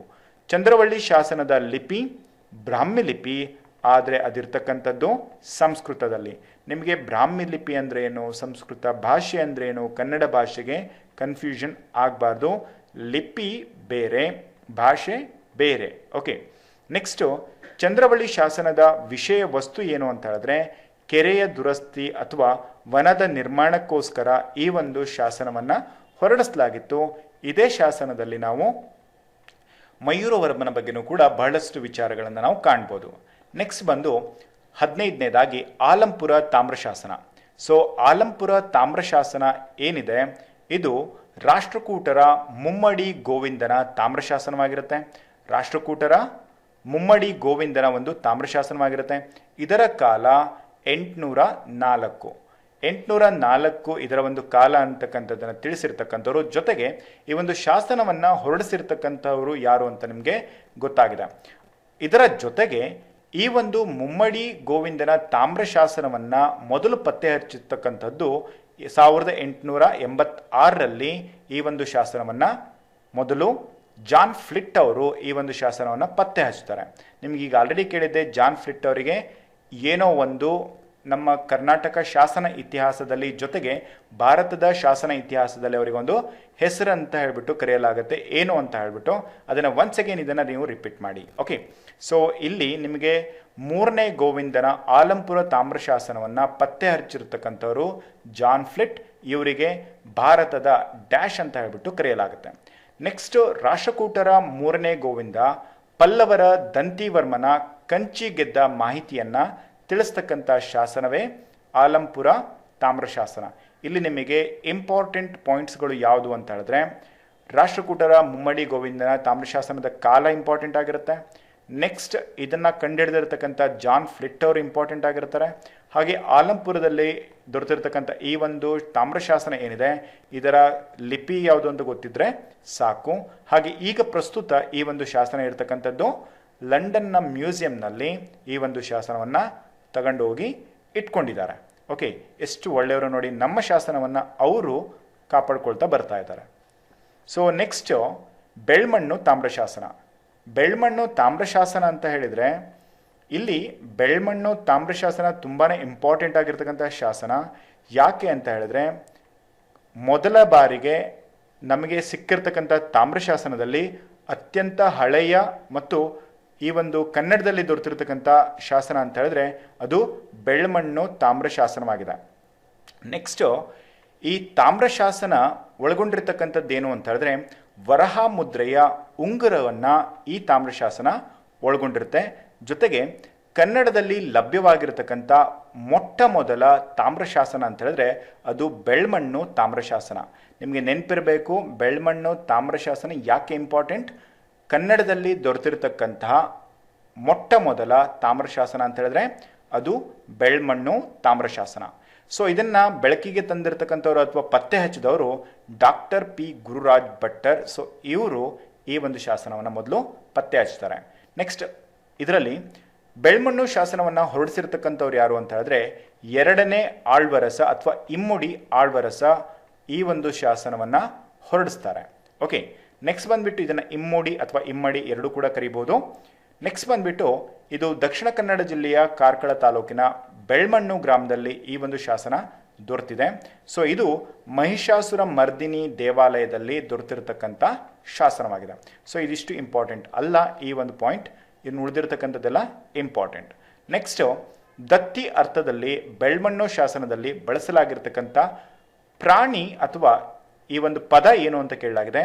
ಪ್ರಾಣಿ ಗ್ರಹಣ ಅಂತ ಹೇಳ್ಬಿಟ್ಟು ಈ ಒಂದು ಪದವನ್ನು ಯೂಸ್ ಮಾಡಲಾಗಿದೆ. ಇದು ನಾಯಿಗೆ ಸಂಬಂಧಪಟ್ಟಿರ್ತಕ್ಕಂಥ ಒಂದು ಪದವಾಗಿದೆ. ನೆಕ್ಸ್ಟ್ ಬಂದ್ಬಿಟ್ಟು ಬೆಳ್ಮಣ್ಣು ತಾಮ್ರ ಶಾಸನ ಇದೊಂದು ಯಾವ ರೀತಿಯ ಶಾಸನ ಅಂತ ಹೇಳಿದ್ರೆ ಇದೊಂದು ದಾನ ಶಾಸನವಾಗಿದೆ. ಸೊ ಈಗ ಮೋರ್ ಎವರ್ ನಾವು ಎಲ್ಲ ಇನ್ಫಾರ್ಮೇಷನ್ಸ್ಗಳನ್ನು ಕಂಪ್ಲೀಟ್ ಆಗಿ ಕವರ್ ಮಾಡ್ಕೊಂಡಿದ್ದೀವಿ. ನೆಕ್ಸ್ಟ್ ಇನ್ನು ಉಳಿದಿರತಕ್ಕಂಥದ್ದು 4 ಶಾಸನ. ಅದರಲ್ಲಿ ತಾಳಗುಂದ ಶಾಸನವನ್ನು ಹೊರತುಪಡಿಸಿದರೆ ಇನ್ನು ಉಳಿದಿದ್ದು ಅಷ್ಟು ಮೇಜರ್ ಆಗಿರ್ತಕ್ಕಂಥ ಶಾಸನಗಳು ಆಗಿರೋದಿಲ್ಲ. ನೆಕ್ಸ್ಟು, ತಾಳಗುಂದ ಶಾಸನದ ಕಾಲ ಯಾವುದು ಅಂತ ಹೇಳಿದ್ರೆ ಕ್ರಿಸ್ತಶಕ 450. ಇಲ್ಲಿ ನೋಡಿ, ಕ್ರಿಸ್ತಶಕ 450 ಇದು ಈಗ ನಾವು ತಾಳಗುಂದ ಶಾಸನದ ಕಾಲ ಅಂತ ಹೇಳ್ಬಿಟ್ಟು ತೆಗೆದುಕೊಂಡಿದ್ದೀವಿ. ಇಫ್ ಇನ್ ಕೇಸ್ ಇದರ ಕಾಲ ಏನಾದ್ರೂ ಕೂಡ 320ರಿಂದ 370 ಒಳಗಡೆ ಬಂತು ಅಂತ ಹೇಳಿದ್ರೆ ತಾಳಗುಂದ ಶಾಸನ ಕನ್ನಡದ ಮೊಟ್ಟ ಮೊದಲ ಶಾಸನವಾಗುತ್ತೆ, ಅಂದರೆ ಕನ್ನಡದಲ್ಲಿ ದೊರೆತಿರ್ತಕ್ಕಂಥ ಶಾಸನಗಳಲ್ಲಿ. ನೆಕ್ಸ್ಟು, ಕದಂಬರ ಮೂಲವನ್ನು ತಿಳಿಸೋದಕ್ಕೆ ಸಹಾಯವಾಗ್ತಕ್ಕಂಥ ಶಾಸನ ಅಂತ ಕೇಳಿದ್ರೆ ತಾಳಗುಂದ ಶಾಸನ. ಇಫ್ ಇನ್ ಕೇಸ್ ನಿಮಗೆ ಮಯೂರವರ್ಮನ ಬಾಲ್ಯ ಜೀವನವನ್ನು ತಿಳಿಸೋದಕ್ಕೆ ಸಾಧ್ಯವಾಗ್ತಕ್ಕಂಥ ಶಾಸನ ಅಂತ ಹೇಳಿದ್ರೆ ಅದು ಚಂದ್ರವಳ್ಳಿ ಶಾಸನ. ತಾಳಗುಂದ ಶಾಸನ ಇದೊಂದು ಸ್ತಂಭ ಶಾಸನವಾಗಿದೆ. ಹಾಗೆ ಇದನ್ನು ಸಂಸ್ಕೃತದಲ್ಲಿರುವ ತಾಳಗುಂದ ಶಾಸನದ ರಚನೆಯ ಕವಿ ಅಂತ ಹೇಳಿದ್ರೆ ಕುಬ್ಜ ಅಂತ ಹೇಳಲಾಗುತ್ತೆ. ಇಲ್ಲಿ ನಿಮಗೆ ಹೇಳಿರುವಂಥದ್ದು ಸಂಸ್ಕೃತದಲ್ಲಿ ಇದೆ ಅಂತ ಹೇಳ್ಬಿಟ್ಟು, ಬಟ್ ಇದು ಸಂಸ್ಕೃತದಲ್ಲಿ ಕೆಲವೊಂದು ಲೈನ್ಸ್ಗಳಿದ್ದಾವೆ, ಇನ್ನು ಉಳಿದಿರತಕ್ಕಂಥ ಭಾಗ ಇದರಲ್ಲಿ ಕನ್ನಡದಲ್ಲಿದೆ. ಸೊ ಆದ್ದರಿಂದ ಈ ಒಂದು ಪಾಯಿಂಟ್ ಮೇಲ್ಗಡೆ ನನಗೆ ನೀವು ಈ ಒಂದು ಮೆಸೇಜನ್ನು ಮಾಡಿ ತಿಳಿಸಿರ್ತಕ್ಕಂಥದ್ದು. ಇದರಿಂದ ಈ ಒಂದು ಪಾಯಿಂಟ್ ಜೊತೆಗೆ ತಾಳಗುಂದ ಶಾಸನ ಮೊಟ್ಟ ಮೊದಲ ಶಾಸನ ಆದರೆ ಹೇಗಾಗತ್ತೆ ಅನ್ನೋದಕ್ಕೂ ಕೂಡ ನೀವು ಇವೆರಡು ಇನ್ಫಾರ್ಮೇಷನ್ಸ್ಗಳು ಕನೆಕ್ಟ್ ಮಾಡಿಕೊಂಡ್ರೆ ನಿಮಗೆ ಯಾವ ಇನ್ಫಾರ್ಮೇಷನ್ ರೈಟ್ ಅಂತ ಗೊತ್ತಾಗುತ್ತೆ. ನೆಕ್ಸ್ಟ್ ಬಂದ್ಬಿಟ್ಟು ತಾಳಗುಂದ ಶಾಸನದ ವಿಷಯ ವಸ್ತು ಅಂತ ಹೇಳಿದ್ರೆ ಕದಂಬರ ವಂಶದ ವರ್ಣನೆಯನ್ನು ಮಾಡ್ತಕ್ಕಂಥದ್ದು ತಾಳಗುಂದ ಶಾಸನದ ಮುಖ್ಯವಾಗಿರ್ತಕ್ಕಂಥ ವಿಷಯ ವಸ್ತು ಆಗಿರುತ್ತೆ. ನೆಕ್ಸ್ಟ್ ನಾವು ನೋಡೋದಾದರೆ ವಡ್ಡರ್ಸೆ ಶಾಸನ, ಇದು ಅಷ್ಟು ಇಂಪಾರ್ಟೆಂಟ್ ಅಲ್ಲ, ಆದ್ರೂ ಕೂಡ ಇದನ್ನು ನೋಡ್ಕೊಳ್ಳೋದಾದರೆ ಇದು ವಡ್ಡರ್ಸೆ ಅಂದರೆ ಉಡುಪಿ ತಾಲೂಕಿನ ವಡ್ಡರ್ಸೆ ಗ್ರಾಮದ ಮಹಾಲಿಂಗೇಶ್ವರ ದೇವಾಲಯದ ಪ್ರಾಕ್ತಾನದಲ್ಲಿ ದೊರೆತಿರ್ತಕ್ಕಂಥ ಶಾಸನವಾಗಿರುತ್ತೆ. ಇದನ್ನು ಹೊರಡಿಸಿರ್ತಕ್ಕಂಥದ್ದು 1ನೇ ಆಳ್ವರಸನ ಶಿಲಾಶಾಸನ ಅಂತ ಕರೆಯಲಾಗುತ್ತೆ. ಇದೊಂದು ದಾನ ಶಾಸನವಾಗಿದೆ. ನೆಕ್ಸ್ಟ್ ಬಂದ್ಬಿಟ್ಟು 19ನೇ ಶಾಸನ ಅಂತ ಹೇಳಿದ್ರೆ ಜೂರಾ ಶಾಸನ. ಸೊ ಜೂರಾ ಶಾಸನ ಅಂತ ಹೇಳಿದ್ರೆ ರಾಷ್ಟ್ರಕೂಟರ 3ನೇ ಕೃಷ್ಣ ಹೊರಡಿಸಿರ್ತಕ್ಕಂಥ ಕಾರಣದಿಂದ ಇದನ್ನು ಜೂರಾ ಶಾಸನ ಅಂತ ಬಿಟ್ಟು ಕರೆಯಲಾಗುತ್ತೆ. ನೆಕ್ಸ್ಟ್ ಇದು ಮಧ್ಯಪ್ರದೇಶದ ಜೂರಾ ಗ್ರಾಮದ ಹಳೆ ಕೋಟೆಯಲ್ಲಿ ದೊರೆತ ಶಾಸನ ಅಂತ ಕೇಳಿದ್ರೆ ಅದು 3ನೇ ಕೃಷ್ಣನ ಜೂರಾ ಶಾಸನವಾಗಿರುತ್ತೆ. ನೆನ್ಪಿಟ್ಕೊಳ್ಳಿ ಈ 2 ಪಾಯಿಂಟ್ಸ್ಗಳು. ನೆಕ್ಸ್ಟ್ ರಾಷ್ಟ್ರಕೂಟ ದೊರೆ 3ನೇ ಕೃಷ್ಣನ ಜೂರಾ ಶಾಸನ, ಇದೊಂದು ಯಾವ ರೀತಿಯ ಶಾಸನ ಅಂತ ಕೇಳಿದ್ರೆ ಇದೊಂದು ಪ್ರಶಸ್ತಿ ಶಾಸನ. ಹಾಗೆ ಇದರ ಕಾಲ ಕ್ರಿಸ್ತಶಕ 10ನೇ ಶತಮಾನ. ಇದರಲ್ಲಿರ್ತಕ್ಕಂಥ ಲಿಪಿ ಅಥವಾ ಭಾಷೆಯ ಶೈಲಿ ಅಂತ ಹೇಳಿದ್ರೆ ಕನ್ನಡ ಲಿಪಿಯನ್ನು ಒಳಗೊಂಡಿರ್ತಕ್ಕಂಥ ಕಂದ ಪದ್ಯವನ್ನು ಈ ಒಂದು ಜೂರಾ ಶಾಸನದಲ್ಲಿ ನಾವು ಕಾಣ್ಬೋದು. ನೆಕ್ಸ್ಟು ಜೂರಾ ಶಾಸನವನ್ನು ರಚಿಸಿರ್ತಕ್ಕಂಥವರು ತುಯ್ಯಳ ಚಂದಯ್ಯ ಈ ಒಂದು ಶಾಸನವನ್ನು ರಚನೆ ಮಾಡಿರ್ತಕ್ಕಂಥದ್ದು. ಜೂರಾ ಶಾಸನವನ್ನು ರಚನೆ ಮಾಡಿರ್ತಕ್ಕಂಥವ್ರು ಯಾರು? ತುಯ್ಯಳ ಚಂದಯ್ಯ ಜೂರಾ ಶಾಸನವನ್ನು ರಚನೆ ಮಾಡಿರ್ತಕ್ಕಂಥವ್ರು. ನೆಕ್ಸ್ಟು ಈ ಕೋಟೆಯ ಗೋಡೆಯಲ್ಲಿ ಕೆತ್ತಿರ್ತಕ್ಕಂಥವ್ರು ಯಾರು ಅಂತ ಹೇಳಿದ್ರೆ ಇದನ್ನು ರಚನೆ ಮಾಡಿರ್ತಕ್ಕಂಥವ್ರು ಜೊತೆಗೆ ಕೆತ್ತಿರ್ತಕ್ಕಂಥವ್ರು ಚಿಮ್ಮಯ್ಯ ಅಂತಕ್ಕಂಥವ್ರು ಈ ಒಂದು ಶಾಸನವನ್ನು ಕೆತ್ತಿರ್ತಾರೆ. ನೋಡಿ, ರಚನಾಕಾರ ಅಂತ ಹೇಳಿದ್ರೆ ಇವರು ಆ ಒಂದು ಶಾಸನವನ್ನು ಹೊರಡಿಸೋದಕ್ಕೆ ಕಾರಣಕರ್ತರಾಗಿರ್ತಾರೆ. ಯಾರಿಗೆ ಸಂಬಂಧಪಟ್ಟಿರ್ತಕ್ಕಂಥದ್ದು? 3ನೇ ಕೃಷ್ಣನ ಒಂದು ಶಾಸನವನ್ನು ಒಳಗೊಂಡಿರುತ್ತೆ, ಅಂದರೆ 3ನೇ ಕೃಷ್ಣನಿಗೆ ಸಂಬಂಧಪಟ್ಟಿರ್ತಕ್ಕಂಥದ್ದಾಗಿರುತ್ತೆ. ಇದನ್ನು ಕೆತ್ತನೆ ಮಾಡಿರ್ತಕ್ಕಂಥವ್ರು ಚಿನ್ಮಯ್ಯ. ಈ ಚಿಮ್ಮಯ್ಯ ನಿಮಗೆ ಇಂಪಾರ್ಟೆಂಟ್ ಅಲ್ಲ, ಆದರೆ ತುಯ್ಯಳ ಚಂದಯ್ಯ ಇಂಪಾರ್ಟೆಂಟ್ ಆಗಿರ್ತಾರೆ. ಯಾರಿಗಾಗಿ ಸಂಬಂಧಪಟ್ಟಿರ್ತಕ್ಕಂಥದ್ದು ಅಂತ ಹೇಳಿದ್ರೆ 3ನೇ ಕೃಷ್ಣನಿಗೆ ಸಂಬಂಧಪಟ್ಟಿರ್ತಕ್ಕಂಥದ್ದು. ಸೊ ಇದಿಷ್ಟು ಇಂಪಾರ್ಟೆಂಟ್ ಪಾಯಿಂಟ್ಸ್ಗಳಾಗಿದ್ದಾವೆ. ನೆಕ್ಸ್ಟು ಪರಮ ಭಟ್ಟಾರಕ ಪೃಥ್ವಿ ವಲ್ಲಭ ಪರಾನ್ ಪರಾಂಗಣ ಪುತ್ರ ಅಂತ ಹೇಳಿಬಿಟ್ಟು 3ನೇ ಕೃಷ್ಣನನ್ನು ಹೊಗಳಿರ್ತಕ್ಕಂಥ ಶಾಸನ ಯಾವುದು ಅಂತ ಹೇಳಿದ್ರೆ ಅದು ಜೂರಾ ಪ್ರಶಸ್ತಿ ಶಾಸನ. ಸೊ ಇದಿಷ್ಟು ಇನ್ಫಾರ್ಮೇಷನ್ಸ್ಗಳು ನಿಮಗೆ ಗೊತ್ತಿರಲಿ. ಇದಾದ ಮೇಲೆ ಲಾಸ್ಟ್ ಫೈನಲಿ ಬರ್ತಕ್ಕಂಥ 2 ಶಾಸನಗಳು ಅಂತ ಹೇಳಿದ್ರೆ 20ನೇದು ಬಾರಕೂರು ಶಾಸನ, ನೆಕ್ಸ್ಟು ಸಿಂಗೇನಾಯಕನಹಳ್ಳಿ ಶಾಸನ. ಸೊ ಬಾರಕೂರು ಶಾಸನ ಅಂತ ಹೇಳಿದ್ರೆ ಇದರ ಒಂದು ಕಾಲ ಕ್ರಿಸ್ತಶಕ 15ನೇ ಶತಮಾನ. ಸೊ ದೊರೆತಿರ್ತಕ್ಕಂಥದ್ದು ಉಡುಪಿ ತಾಲೂಕಿನ ಬಾರಕೂರಿನ ಪಂಚಲಿಂಗೇಶ್ವರ ದೇವಾಲಯದ ಕಂಬದ ಮೇಲೆ ಈ ಒಂದು ಶಾಸನವನ್ನು ಕಾಣಬಹುದು. ಇದು 2ನೇ ದೇವರಾಯನ ಶಾಸನವಾಗಿರುತ್ತೆ. ಇದು 2ನೇ ದೇವರಾಯನ ಶಾಸನ. ಇದನ್ನು ಕೆತ್ತಿರ್ತಕ್ಕಂಥವರು ಕಣ್ಣಪ್ಪ ಈ ಒಂದು ಶಾಸನವನ್ನು ಕೆತ್ತಿದ್ದಾರೆ.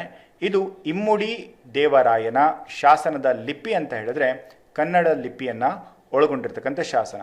ಇದು ಕೂಡ ಅಷ್ಟು ಇಂಪಾರ್ಟೆಂಟ್ ಆಗಿರ್ತಕ್ಕಂಥ ಶಾಸನ ಅಲ್ಲ. ಓಕೆ, ನೆಕ್ಸ್ಟ್ ಬಂದುಬಿಟ್ಟು ಸಿಂಗೇನಾಯಕನಹಳ್ಳಿ ಶಾಸನ. ಇದು ಕೂಡ ಅಷ್ಟೇ ಇಂಪಾರ್ಟೆಂಟ್ ಅಲ್ಲ, ಆದರೂ ಕೂಡ ನಿಮಗೆ ಟೈಮ್ ಇದೆ ಅಂತ ಹೇಳಿದ್ರೆ ಇವನ್ನ ನೀವು ಕಲೀರಿ. ಸಿಂಗೇನಾಯಕನಹಳ್ಳಿ ಶಾಸನದ ಕಾಲ ಅಂತ ಹೇಳಿದ್ರೆ ಕ್ರಿಸ್ತಶಕ 1510. ಸೊ ಇದಿಷ್ಟು ಕೂಡ ನಾವು ಶಾಸನದ ಮೇಲೆ ಬರ್ತಕ್ಕಂಥ ಪ್ರಶ್ನೆಗಳಿಗೆ ತಿಳ್ಕೊಬೇಕಾಗಿರ್ತಕ್ಕಂಥದ್ದು. ಈಗ ಮೋರ್ ಎವರ್ ನಿಮಗೆ ಎಲ್ಲ ಶಾಸನಗಳನ್ನು ಕೂಡ ಕಂಪ್ಲೀಟಾಗಿ ತಿಳಿಸಿದ್ದೀವಿ. ಸೊ ನೆಕ್ಸ್ಟ್ ಕ್ಲಾಸಲ್ಲಿ ನಾವು ಶಾಸನಗಳ ಮೇಲೆ ಕೇಳಬಹುದಾಗಿರ್ತಕ್ಕಂಥ ಪ್ರಶ್ನೆಗಳನ್ನು ನಾವು ನೋಡೋಣ. ಸೊ ಆ ಒಂದು ಪ್ರಶ್ನೆಗಳು ತುಂಬ ಇಂಪಾರ್ಟೆಂಟ್ ಆಗಿರುತ್ತೆ. ಸುಮಾರು ಒಟ್ಟು 90 ಪ್ರಶ್ನೆಗಳು ಶಾಸನದ ಮೇಲೆ ನಿಮಗೆ ರಚನೆಯನ್ನು ಮಾಡಲಾಗಿದೆ. ಸೊ ಆ ಒಂದು ಕ್ವಶನ್ಸ್ಗಳನ್ನು ನೀವು ಒನ್ಸ್ ಅಗೇನ್ ಪ್ರಾಕ್ಟೀಸ್ ಮಾಡಿದ್ರಿ ಅಂತ ಹೇಳಿದ್ರೆ ಶಾಸನಗಳ ಮೇಲೆ ನಿಮಗೆ ಯಾವುದೇ ಪ್ರಶ್ನೆಯನ್ನು ಕೇಳಿದ್ರು 100% ನೀವು ಆನ್ಸರ್ ಮಾಡೇ ಮಾಡ್ತೀರಿ. ಸೊ ಇದಿಷ್ಟು ನಿಮಗೆ ಈ ಒಂದು ಕ್ಲಾಸಲ್ಲಿ ನಿಮಗೆ ಇರ್ತಕ್ಕಂಥ ಇನ್ಫಾರ್ಮೇಷನ್ ಆಗಿದೆ. ಯಾರ್ಯಾರಿಗೆ ಈ ಒಂದು ಕ್ಲಾಸಸ್ಗಳು ಇಷ್ಟ ಆಗಿದೆ ಅವರು ಲೈಕ್ ಮಾಡಿ, ನಿಮ್ಮ ಸ್ನೇಹಿತರಿಗೂ ಕೂಡ ಈ ಒಂದು ವಿಡಿಯೋನ ಶೇರ್ ಮಾಡಿ. ಜೊತೆಗೆ ನಿಮ್ಮ ಒಂದು ಪ್ರೋತ್ಸಾಹ ಎಷ್ಟಿರುತ್ತೋ ನಮ್ಮ ಕಡೆಯಿಂದ ಅತಿ ಹೆಚ್ಚು ನಿಮಗೆ ಪ್ರೋತ್ಸಾಹದಾಯಕವಾಗಿರ್ತಕ್ಕಂಥ ಮೆಟೀರಿಯಲ್ ವಿತ್ ಕ್ಲಾಸಸನ್ನು ಕೊಡೋದಕ್ಕೆ ಅನುಕೂಲ ಆಗುತ್ತೆ.